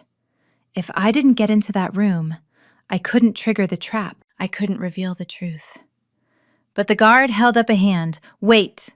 He tapped his screen. "I do have a special clearance request here for a Ms. Sophia." He looked at me. "It was added by the CEO's office 5 minutes ago. You are cleared for the executive elevator. In fact, you are requested to go up first." My mother's smile vanished. Jasmine looked confused. "Why would Liam want her up first?" Jasmine asked. The guard shrugged. "I just follow orders, ma'am. Ms. Sophia, if you will follow me." I looked at my mother. Her face was a mask of suspicion and fear. She knew something was wrong, but she couldn't make a scene in the lobby of Sterling Hotels. I handed the box to Jasmine. "You carry it," I said softly. "It is your menu after all." I walked past them toward the golden elevator doors. As the doors closed, separating me from them, I let out a breath. I was in. I was ascending, up, up, up, to the top floor, to the Judgment Day. The elevator dinged, the doors opened. I stepped into a hallway lined with expensive art. At the end of the hall, double mahogany doors stood closed. I walked toward them. My heart was pounding, but my hands were steady. I reached for the handle. This was it. No turning back. I pushed the doors open. The room was vast. A long table stretched down the center. 12 people in expensive suits turned to look at me. And at the head of the table sat Liam. He didn't smile. He just nodded once. "Welcome, Sophia," he said. "We have been waiting for you." I stepped inside. The Phoenix had arrived. The night before the tasting was a masterclass in psychological warfare. The air in the kitchen was so thick with tension, you could almost taste the metallic tang of anxiety mixed with the lingering scent of burnt caramel. My mother had finally unlocked my bedroom door, but only because Jasmine needed me. She needed the final piece of the puzzle, the showstopper, the dessert that was supposed to seal the $15 million deal. We called it Death by Chocolate. But as I sat at the kitchen island with a pen in my hand, I knew it was going to live up to its name in a way neither of them expected. Jasmine paced back and forth behind me, her heels clicking on the tile floor like a ticking clock. She was manic, fueled by diet pills and desperation. "Write it down," she snapped, tapping her long fingernails on the marble counter. "Every single step. And do not use those fancy culinary terms. Write it so a normal person can understand. I need to be able to explain it to the board as I am slicing it." I looked down at the blank white index card. This was it. The final trap. The Death by Chocolate was a delicate ecosystem of fats and proteins. It relied on a precise balance of acidity and alkalinity to hold its structure. It was a high-risk, high-reward cake. If baked perfectly, it was a dark, fudgy masterpiece that stood tall and proud. If the chemistry was off by even a fraction, it was a disaster. I started writing. I listed the ingredients faithfully at first. Valrhona 70% dark chocolate, unsalted butter, European style, espresso powder to deepen the flavor profile. Jasmine watched over my shoulder, reading aloud. "Okay, chocolate, butter, coffee. Got it. Keep going." Then I reached the leavening agents. This was the heart of the sabotage. In a cake this dense, you typically use a small amount of baking soda. The soda reacts with the acidity of the chocolate in the buttermilk to create a slow, steady rise. It builds a strong internal crumb structure that can support the weight of the ganache. But I did not write baking soda. Instead, I wrote 3 tablespoons of baking powder. To the untrained eye, it looked like a harmless substitution. Powder, soda, what is the difference? They are both white powders that make cakes rise, but chemically, they are enemies. Baking powder is a double-acting agent. It reacts once when it hits the liquid and again when it hits the heat. By increasing the amount to 3 tablespoons, I was essentially creating a chemical explosion. The cake would rise. Oh, it would rise beautifully. In the oven, it would puff up to an impressive height, looking light and airy. It would look perfect sitting on the display table. But inside? Inside, it would be a house of cards. The excessive gas bubbles would stretch the gluten network until it was paper thin.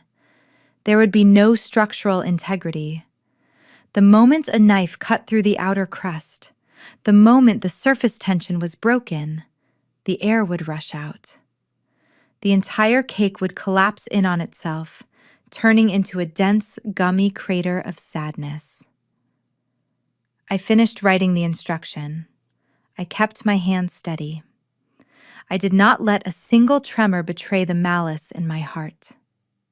"Here," I said, sliding the card across the counter. Jasmine snatched it up. She squinted at the measurements. 3 tablespoons of baking powder?" she asked, looking at me with a flicker of suspicion. "That seems like a lot. The box mix usually only calls for a teaspoon." I looked her dead in the eye. This is not a box mix, Jasmine. This is a heavy, flourless sponge. If you do not use enough power, it will be a brick. You want it to be tall, do not you? You want it to tower over the plate? Jasmine's vanity took the bait instantly. She nodded vigorously. Yes, tall is good. Tall looks expensive. Liam loves expensive things. Exactly, I said, suppressing the urge to smile. This will make it the tallest cake they have ever seen. Just make sure you tell them that the height comes from your special aeration technique. I will, she said, clutching the card to her chest like it was a winning lottery ticket. She looked at the recipe one last time, memorizing the lie. God, I am going to look so good tomorrow. She walked over to the reflection in the oven door, posing with an imaginary knife. Ladies and gentlemen of the board, she practiced, her voice dripping with fake humility. I present to you the crown jewel of the Sterling menu. A cake that defies gravity, just like our prophets will. She laughed, a high, tinkling sound that grated on my nerves. She turned back to me, and the smile dropped from her face, replaced by a sneer of pure contempt. You know, Sophia, she said, walking slowly toward me, I almost feel sorry for you. Almost. She leaned in close, her expensive perfume choking me. After tomorrow, everything changes. Once I sign that contract, I am going to be a global brand. I will be traveling to Paris, Tokyo, Dubai. I will be the face of modern luxury. And you? She poked a finger into my chest, right over my heart. You will be nothing. Mom and I talked about it, she continued, her eyes gleaming with cruelty. We cannot have you hanging around the bakery anymore. You are a liability. You are depressing to look at with your burns and your tragic little attitude. It ruins the vibe. So, as soon as the ink is dry on that contract, you are out. She straightened up, crossing her arms. Pack your bags tonight, Sophia, because when we come back from the meeting tomorrow, I want you gone. No severance, no goodbye. Just gone. You can sleep under a bridge for all I care. You are not my sister anymore. You are just a stain I am finally scrubbing out. She laughed again, spun on her heel, and marched out of the kitchen, clutching the recipe that would destroy her life. I sat there in the silence of the kitchen. Her words hung in the air, heavy and poisonous. But they did not hurt me. Not anymore. Because she did not know that the bridge she was planning to burn was the only thing holding her up. I looked at the bag of baking powder on the counter. Goodbye, Jasmine, I whispered.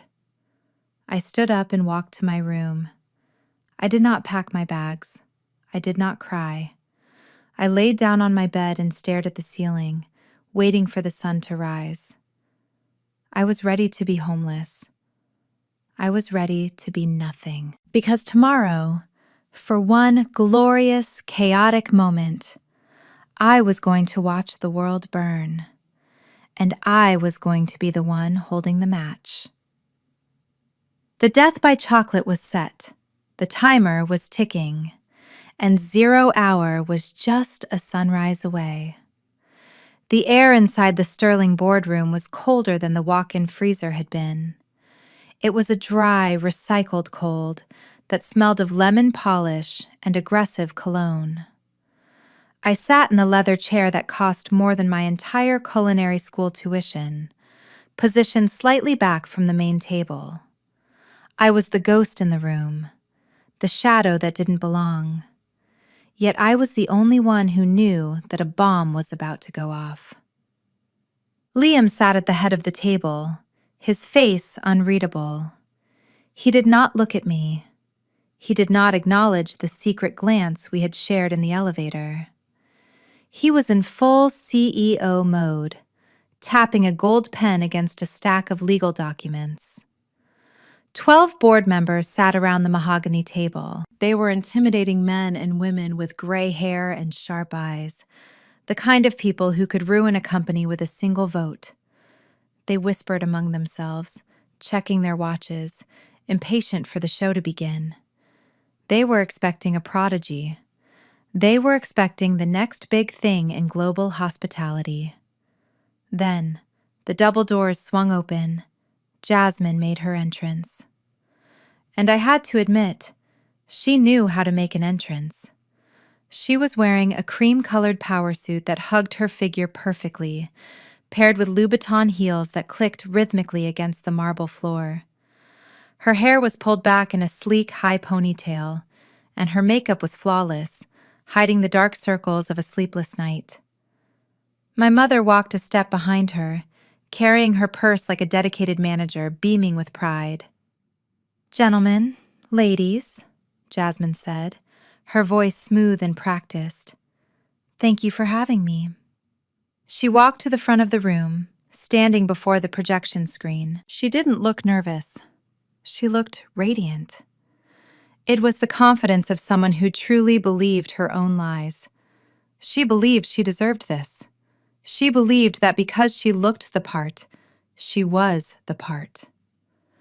Renee took a seat in the back row, right next to me. She didn't look at me, but she leaned in close, her whisper sharp as a razor. "Sit up straight," she hissed, "and keep your mouth shut. If you ruin this, you are dead." I didn't flinch. I just watched my sister. Jasmine began her presentation. She pressed a button on the clicker and the screen lit up with high-definition photos of desserts. My desserts. There was the lemon tart I had perfected over 3 years. There was the raspberry millefeuille I had wept over. "When I think about pastry," Jasmine said, reciting the words I had written for her on the index cards, "I do not just think about sugar. I think about architecture. I think about emotion. Every bite should be a story." The board members stopped whispering. They leaned in. She was saying all the right things. "My grandmother taught me that baking is an act of love," Jasmine continued, placing a hand over her heart. "She told me that you cannot rush perfection. You have to listen to the ingredients. You have to respect the chemistry." I dug my fingernails into my palms. Those were my grandmother's words to me. Jasmine had never listened to Grandma. She used to complain that the kitchen was too hot and the flour ruined her clothes. Hearing her twist those memories into a sales pitch made my stomach turn. Liam watched her. He was leaning back in his chair, his fingers steepled under his chin. He looked impressed. Or maybe he was just a better actor than she was. Jasmine moved to the next slide. It showed the sketches of the new menu. "For Sterling Hotels, I wanted to create a menu that reflects your legacy," she said, her voice swelling with passion. "Classic but innovative, timeless but bold. I call it the golden standard." She finished her speech with a dazzling smile. There was a moment of silence, and then the board members began to applaud. It wasn't polite applause. It was genuine, enthusiastic applause. One of the older men nodded approvingly. "Very impressive, Ms. Vance," he said. "We have heard a lot of pitches, but your philosophy, it aligns perfectly with our brand." "Thank you," Jasmine beamed, giving a small, humble bow. My mother let out a breath beside me. She reached over and squeezed my knee hard. "See?" she whispered. "That is what star power looks like. Learn from her." Liam cleared his throat. The room went silent instantly. "A lovely speech, Jasmine," Liam said. "But at Sterling, we do not eat speeches. We eat results." He snapped his fingers. The side doors opened. 2 waiters in white gloves rolled in a silver cart. On top of the cart, under a glass dome, sat the masterpiece, The Death by Chocolate. It was magnificent. I had to give myself credit. Even with the sabotage baked into its DNA, it looked incredible. The excessive baking powder had done its job. The cake had risen to a majestic height, towering over the plate. I had glazed it with the unstable ganache just before we left the house, so it was still dark and glossy, reflecting the chandelier lights above. It looked like a dark monolith of pure indulgence. The board members murmured in appreciation. "My God, look at the height on that," one woman whispered. "It is like a sculpture," another said. Jasmine's eyes lit up. She walked over to the cart as the waiters lifted the glass dome. The smell of rich, dark chocolate filled the room, masking the chemical instability lurking beneath the surface.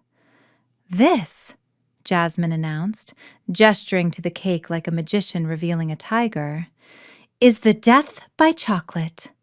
It is a flourless sponge, aerated using a proprietary technique to achieve maximum lift without sacrificing density. It is topped with a 70% Valrhona ganache."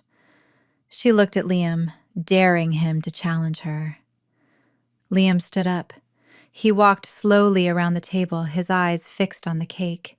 He circled it like a predator. "Proprietary aeration technique," Liam repeated. "Fascinating." He stopped in front of the cart. He looked at Jasmine, then he looked past her, straight at me. For a second, his eyes locked onto mine. I saw a flicker of anticipation. He knew. Jasmine picked up a silver cake knife. "Shall I serve the board?" she asked, her hand hovering over the glossy surface. Liam reached out. He placed his hand over hers.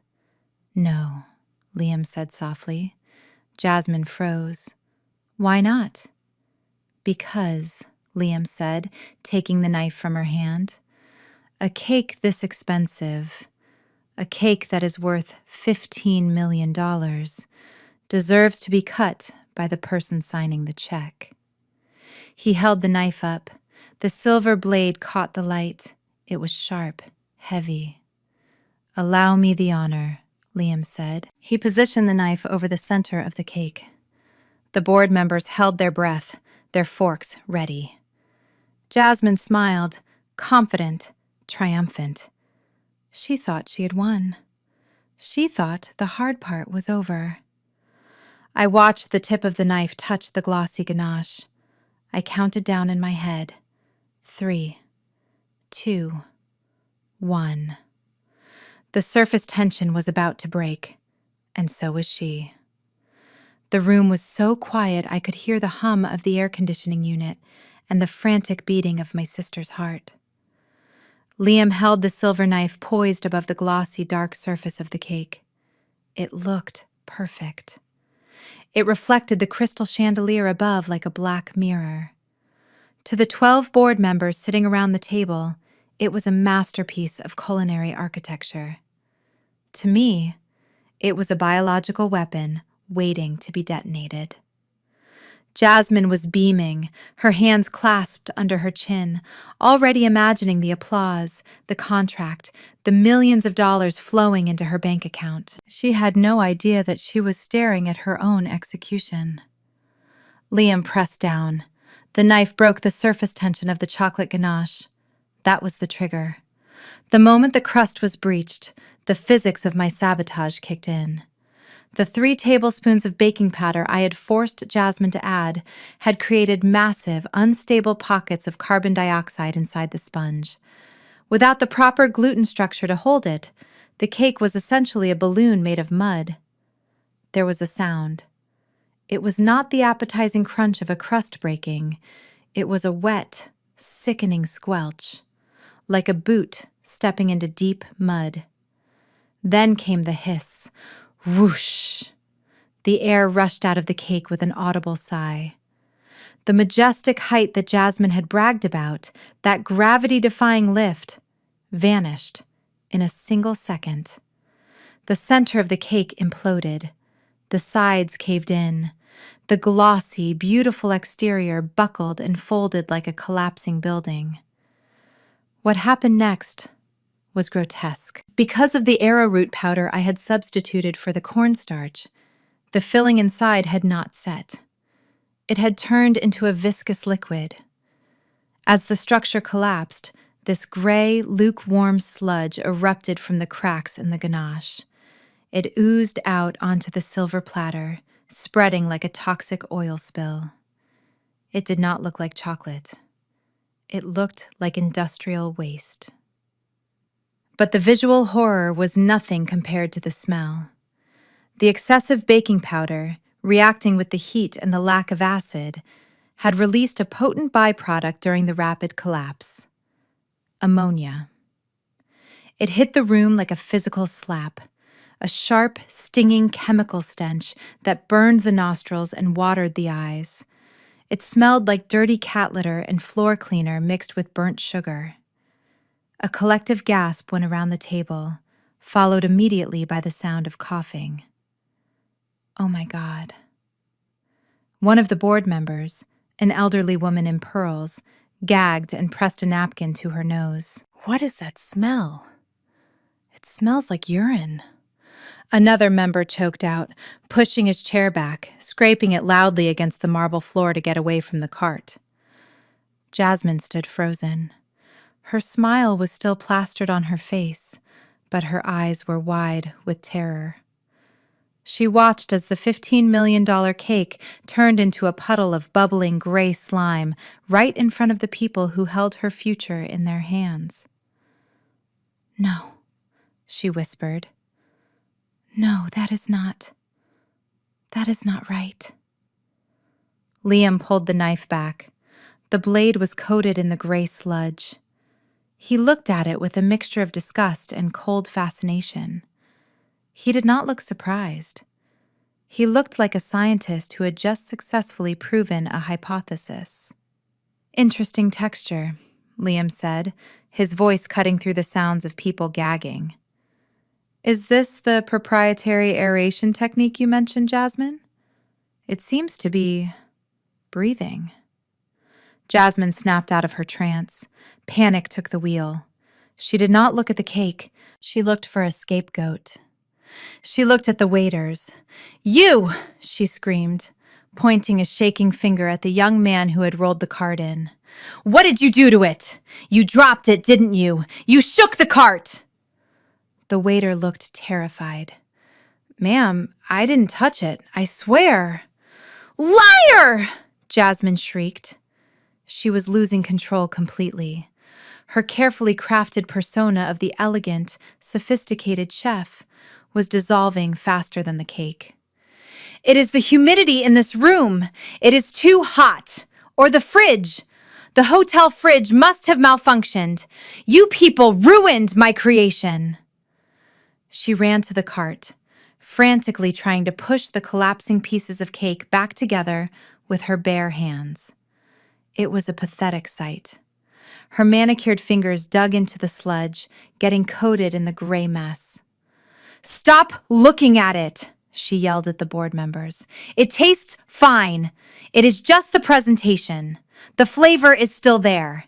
Here, try it." She grabbed a handful of the goop and held it out toward the elderly woman. "Get away from me!" The woman recoiled, looking at Jasmine as if she were insane. My mother, Renee, had turned the color of ash. She sank low in her chair, trying to make herself invisible. She knew.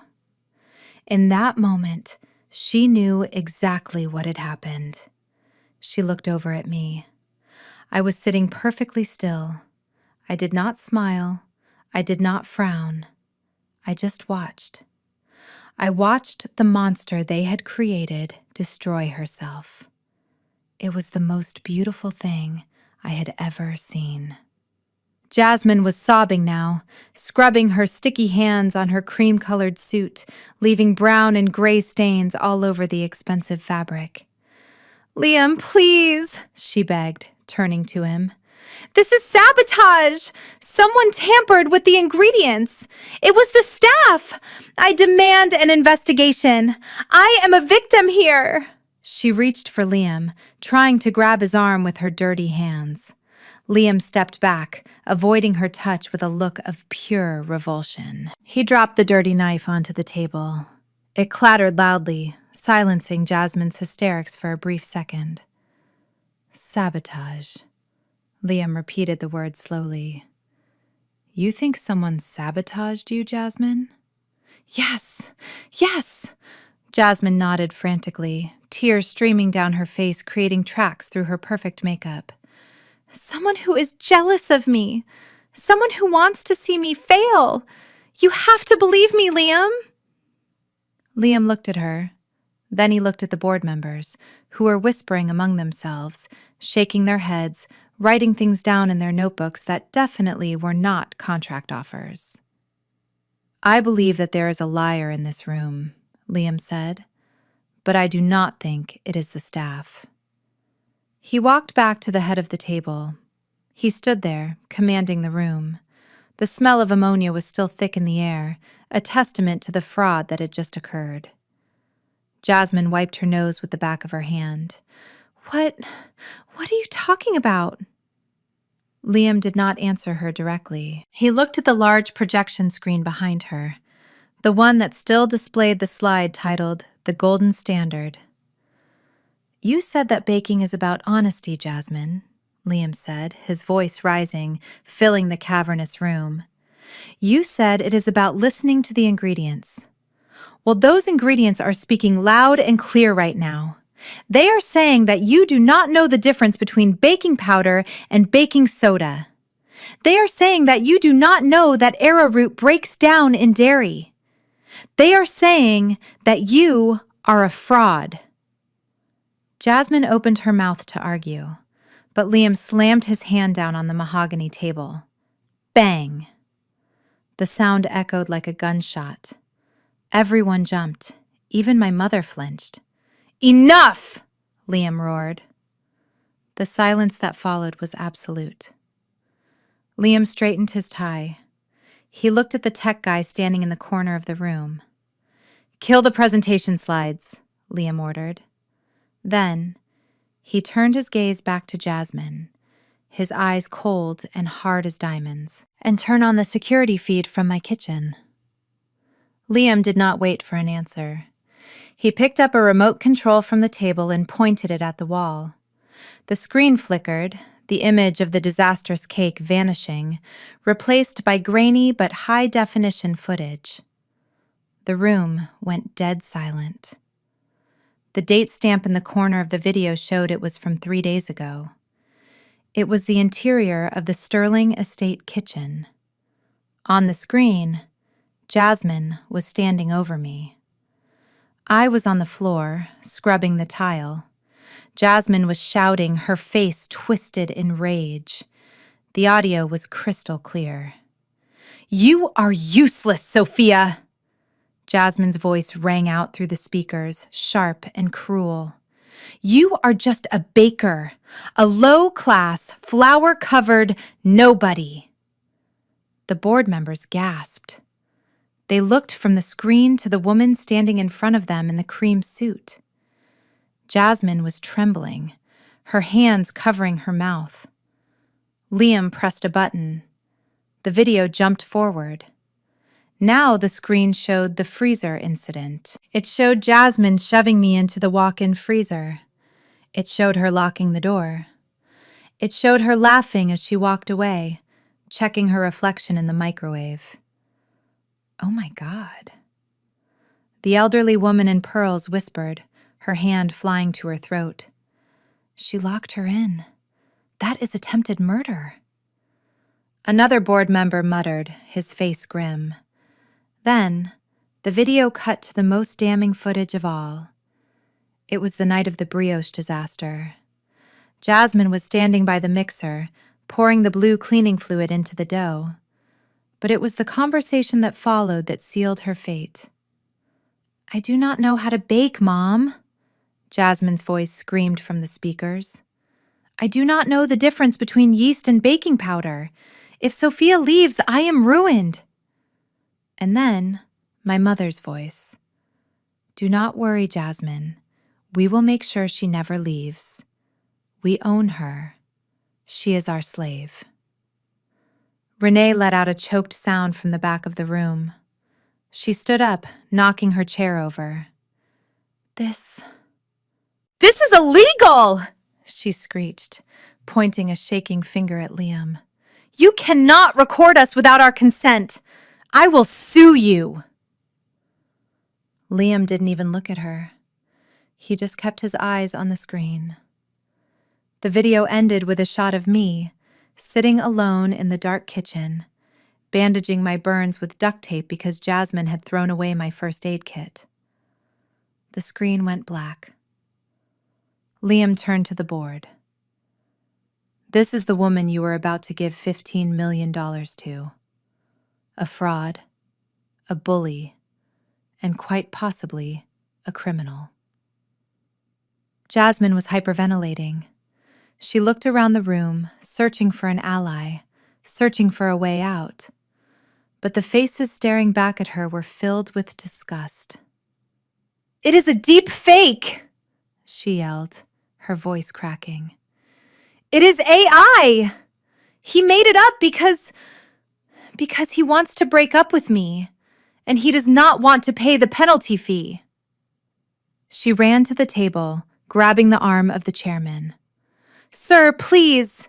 You know my reputation. I am an influencer. I have millions of followers. I built this brand." The chairman pulled his arm away as if she were contagious. "Ms. Vance," he said coldly, "I think you should leave, before we call the police." "No!" Jasmine screamed. "I am not leaving until I sign that contract. I earned this!" She lunged for the contract that was sitting in front of Liam. She grabbed the pen. "I will sign it. I will sign it right now. Then you have to pay me." Liam caught her wrist. His grip was iron. "You will not sign anything, Jasmine, because there is no contract for you. There never was." He released her, and she stumbled back, hitting the cart with the ruined cake. The gray sludge splattered onto her expensive shoes. But the tasting," she stammered.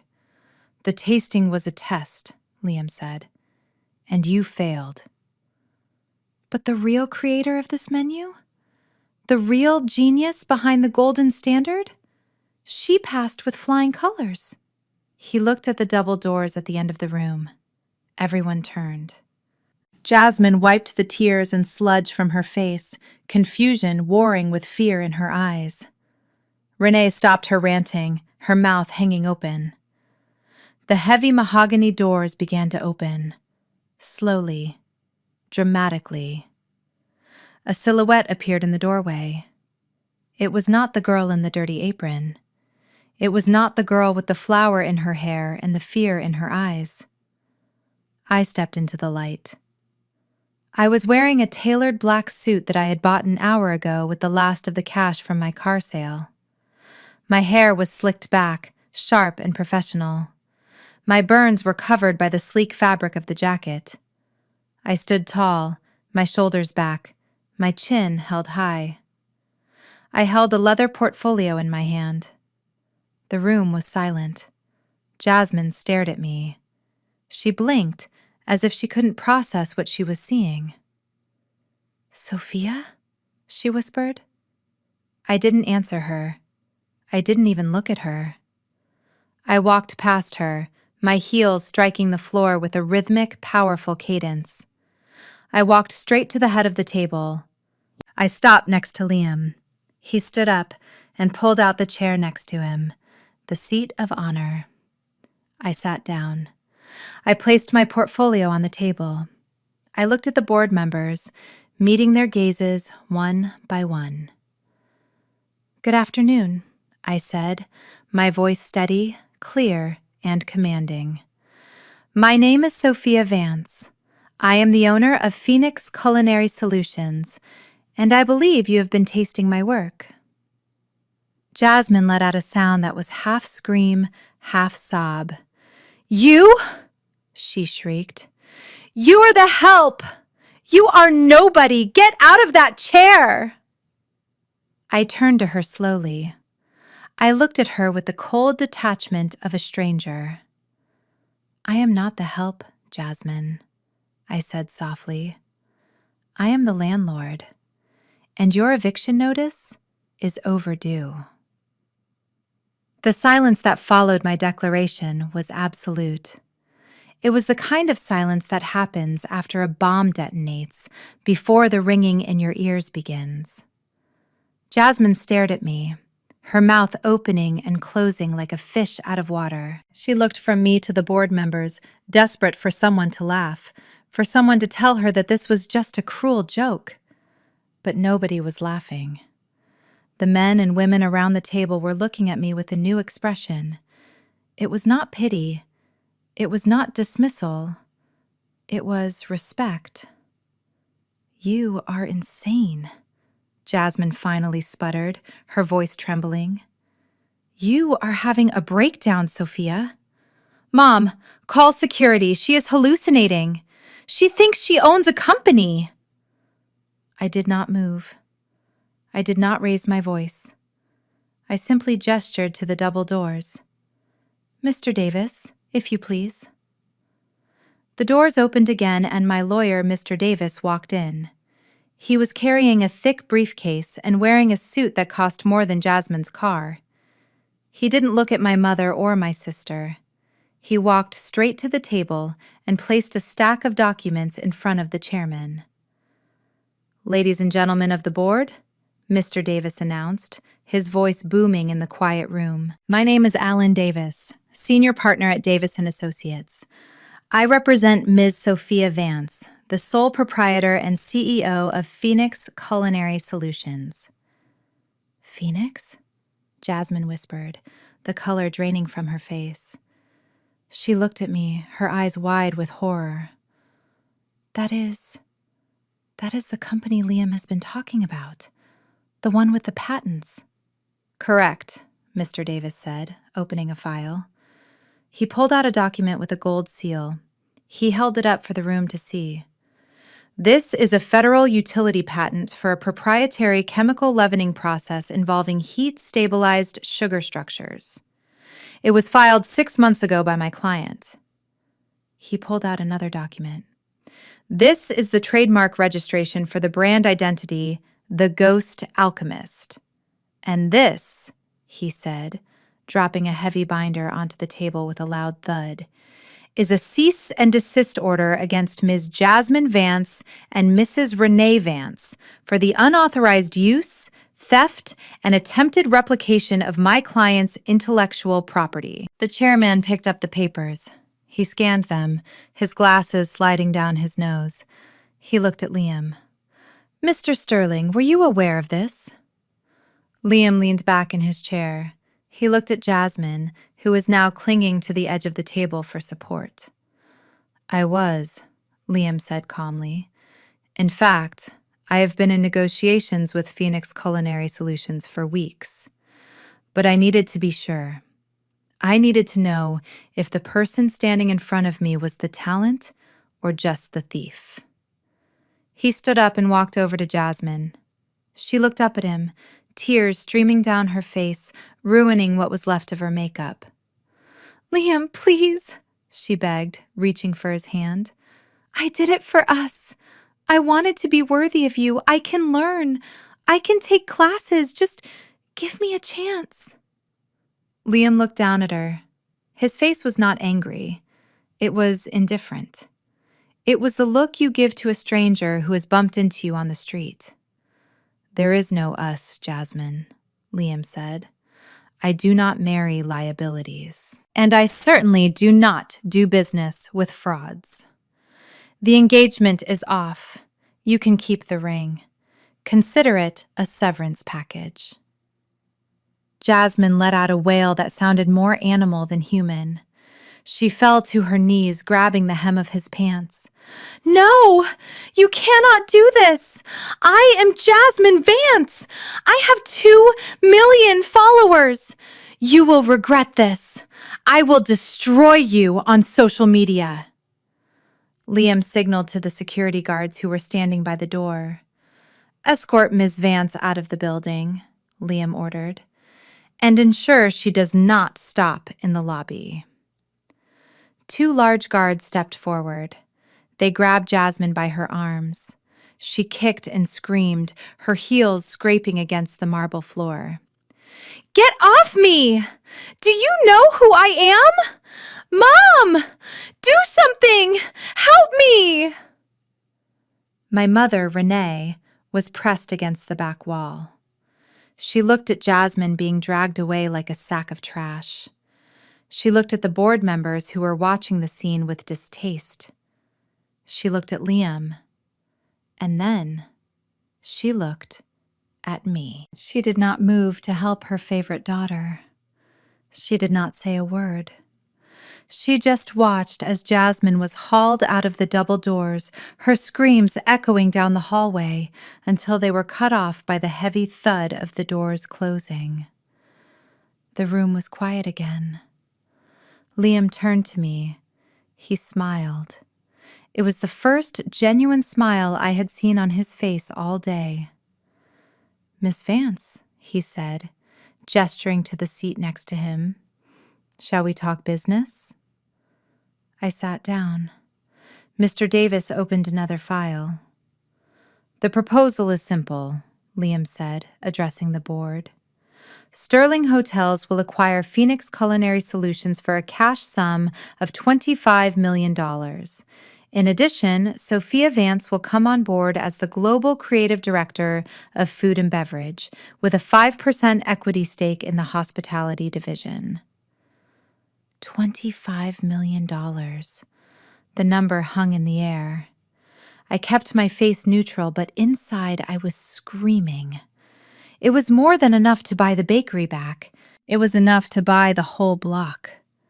It was freedom. The board members nodded. They were business people. They didn't care about the drama. They cared about the product. And they knew, having tasted the disastrous cake made by Jasmine, that the real value was sitting in front of them. Agreed, the chairman said. Mr. Davis slid the contract toward me. I picked up the pen. It was the same pen I had used to write the fake recipe for Jasmine. I signed my name, Sophia Vance. The ink looked black and permanent on the white paper. As I put the pen down, I felt a hand on my shoulder. I looked up. It was my mother. She had crept up behind me while I was signing. Her eyes were wet with tears. Not tears of sadness for Jasmine, tears of joy. Tears of greed. Sophia, baby, she whispered, her voice trembling with emotion. Oh, I knew it. I knew you were the special one. I always told your father you had a gift. She squeezed my shoulder, her fingers digging into the fabric of my new suit. 25 million, she breathed. We're going to be so rich. We can finally fix up the house. We can take that trip to Europe. I am so proud of you, honey. We did it. We really did it. I stood up slowly. I turned to face her. She was smiling. That same manipulative, charming smile she had used on me for 32 years. She thought she could pivot. She thought that because Jasmine had failed, she could just switch horses mid-race. She thought I was still the desperate little girl craving her approval. I looked her up and down. We? I asked. Yes, us, she said, reaching for my hand. We are a family, Sophia. Families stick together. I know I was hard on you, but it was only to push you to greatness. Look where you are now. It was my tough love that got you here. I pulled my hand away. I reached into my leather portfolio. "There is no we, Mother," I said, "and there is no house to fix up." I pulled out a single sheet of paper. It was a photocopy of a document I had found in her desk when I was looking for the deed to the bakery. "What is this?" she asked, her smile faltering. "This," I said, holding it up for Liam and the board to see, "is a loan agreement. Specifically, a high-interest private loan you took out 6 months ago." Renee went pale. Her eyes darted around the room. "Put that away," she hissed. "That is private financial business." "It is not private when you use the house as collateral," I said. "You forged Dad's signature, didn't you? You took out a second mortgage on the family home to fund Jasmine's lifestyle, to buy her followers, to pay for her trips." I had to," she stammered. "She is an investment. She was going to pay it back." "Well, she didn't," I said coldly, "and neither did you. I checked the bank records this morning. You have missed 4 payments. The bank initiated foreclosure proceedings yesterday." Renee grabbed the edge of the table. "No," she whispered. "That is impossible. I have time." "You have no time," I said. "You have 24 hours. But you have money now." She grabbed my arm again, her nails clawing at me. "You have $25 million. You can pay it off. You can save the house. Sophia, please. It is your childhood home." I looked at her hand on my arm. I thought about the freezer. I thought about the burns. I thought about the years of being treated like a servant in that house. I looked her in the eye. "That house is not my home," I said. "It is just a building where I survived." I gently but firmly removed her hand from my arm. "And as for the money?" I leaned in close so only she could hear the venom in my voice.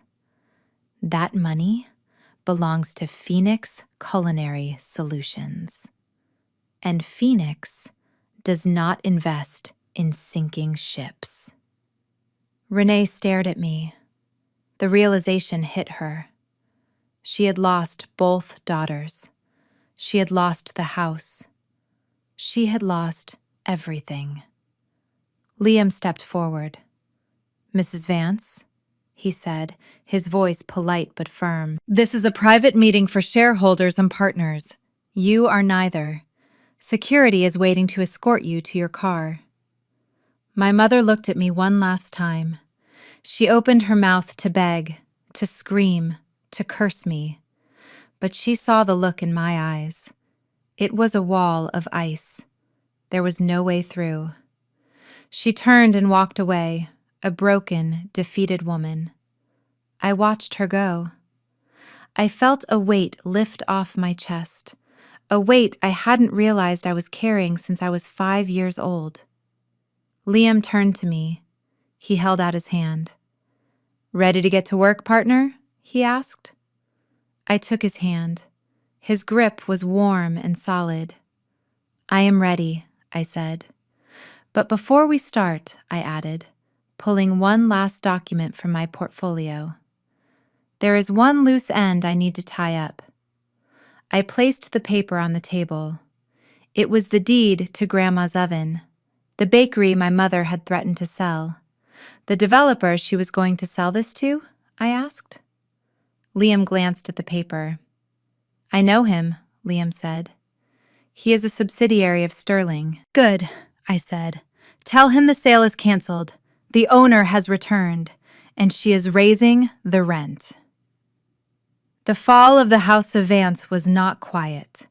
It was a spectacle, exactly the kind of public display my mother and sister had spent their entire lives trying to avoid. 2 days after the board meeting, the bank trucks arrived. The foreclosure process, accelerated by the discovery of the fraudulent loan documents I had exposed, was brutal and swift. I did not go there to watch. I did not need to see my mother crying as her vintage furniture was hauled out onto the lawn. I did not need to see Jasmine screaming at the repo men taking her leased luxury car. I heard about it, though. The neighbors, the ones Renee had looked down on for decades, saw everything. They whispered about it in the grocery store. They posted about it on neighborhood apps. The facade of perfection had not just cracked. It had shattered into a million humiliating pieces. Jasmine's downfall was even more public. Sterling Hotels did not just fire her. They made an example of her. The lawsuit filed against her for attempted fraud and breach of contract was headline news in the culinary world. But the real blow came from the very people she worshipped, her followers. When the footage of her in the kitchen, pouring cleaning fluid into the dough and admitting she couldn't bake, was leaked, not by me, but by an anonymous source inside the board meeting, the internet turned on her. The comments section, once her source of validation, became her prison. The hashtag #FakeChefJasmine trended for 3 days. She lost her brand deals. She lost her verified checkmark. She lost her identity. Last I heard, Jasmine is working at a cosmetics counter in a mall 3 towns over, wearing a name tag that she tries to hide whenever someone takes out a phone. She spends her days selling false hope in a bottle, which is ironic, considering that is all she ever really had to offer. She tried to call me once, a month ago. I didn't block the number. I just watched it ring until it stopped. That silence was my answer. That silence was my closure. My mother, Renee, fared no better. With the house gone and her credit score destroyed by the fraud investigation, she had nowhere to go. She had burned bridges with every relative who might have taken her in. Her high society friends, the ones she had prioritized over her own daughter, evaporated the moment the money ran out. She ended up in a state-assisted living facility on the south side of the city. It is clean, but it is not luxurious. There are no marble floors. There are no private chefs. She shares a room with a woman who hums constantly and watches game shows at full volume. I pay for her medication. I send a check every month to cover her basic necessities. It is not out of love, and it is certainly not out of obligation. It is because I am not her. I do not abandon people, even people who deserve it. But I do not visit. I do not call. The check is the only communication she gets from me. It is a reminder that she is surviving solely on the charity of the child she called a failure. That is a punishment far worse than poverty for a woman like Renee. It is the death of her pride. While they were sinking, I was building. The $25 million acquisition by Sterling Hotels hit my bank account, but I didn't go on a spending spree. I didn't buy a mansion to show off. The first thing I did was drive back to the old neighborhood. I walked up to the boarded-up windows of Grandma's oven. I peeled the foreclosure notice off the glass. I bought the building back that afternoon. But I didn't just restore it. I evolved it. I gutted the interior, expanding the kitchen into a state-of-the-art research and development lab. I kept the old sign, though. Grandma's oven still hangs above the door, a reminder of where I came from. But inside, it is the headquarters of Phoenix Culinary Solutions. We are not just a bakery. We are a food science innovation hub. We develop stable, high-quality pastry solutions for hotels, airlines, and luxury cruise lines around the world. I hired a staff of 10, not servants, partners. I pay them well. I give them credit for their ideas. I created the environment I never had, a kitchen fueled by respect, not fear. Every morning when I walk in and smell the yeast and vanilla, I don't feel anxiety anymore. I feel peace. I feel ownership. 6 months after the board meeting, I found myself in New York City. The air was crisp, carrying the electric energy of Manhattan. I stepped out onto the private terrace of the Sterling Tower penthouse. The city lights sprawled out below us like a sea of diamonds, infinite and breathtaking. Liam was already there, leaning against the glass railing, holding 2 crystal flutes of vintage champagne. He turned when he heard my footsteps. He didn't look like the terrifying CEO anymore. He looked relaxed.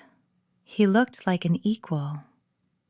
"You are late, Ms. Vance," he teased, turning to face me. "I am never late, Mr. Sterling," I replied, walking over to join him. "I was just reviewing the quarterly projections. The lemon tart expansion in the European market is up 40%. Liam chuckled, handing me a glass. "Always working. You know you can take a night off. We won." I took the glass, the bubbles catching the light of the skyline. I looked out at the city, thinking about the girl who used to cry in a pantry, thinking about the burns on my arms that had finally faded to pale white scars. "We did not just win, Liam," I said softly. "We survived." Liam's expression sobered. He clinked his glass against mine, a clear, sharp sound that rang out in the night air. "To the ones who underestimated us," he said. I looked him in the eye. There was no romance there, no cheesy declaration of undying love. It was something better. It was the profound, unshakable respect between 2 people who had seen the worst of each other's worlds and chosen to build something better. "To the ones who made us dangerous," I corrected him. We drank. The champagne was cold and dry, tasting of victory. I leaned against the railing, looking down at the millions of people below. Somewhere down there, people were fighting their own battles.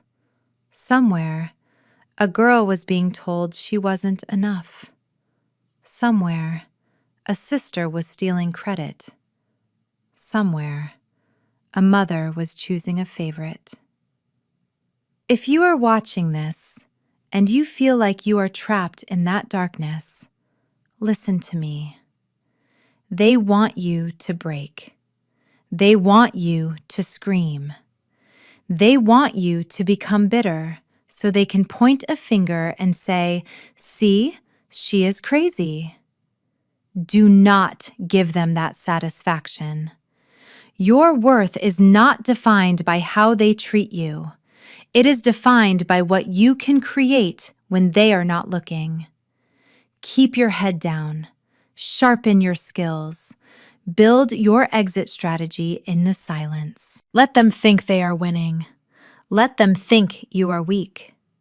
Let them lock you in the freezer, because the cold preserves you. The pressure hardens you. And when the door finally opens, you won't just walk out. You will rise. My name is Sophia Vance. I was the scapegoat. I was the shadow. Now, I am the ghost alchemist.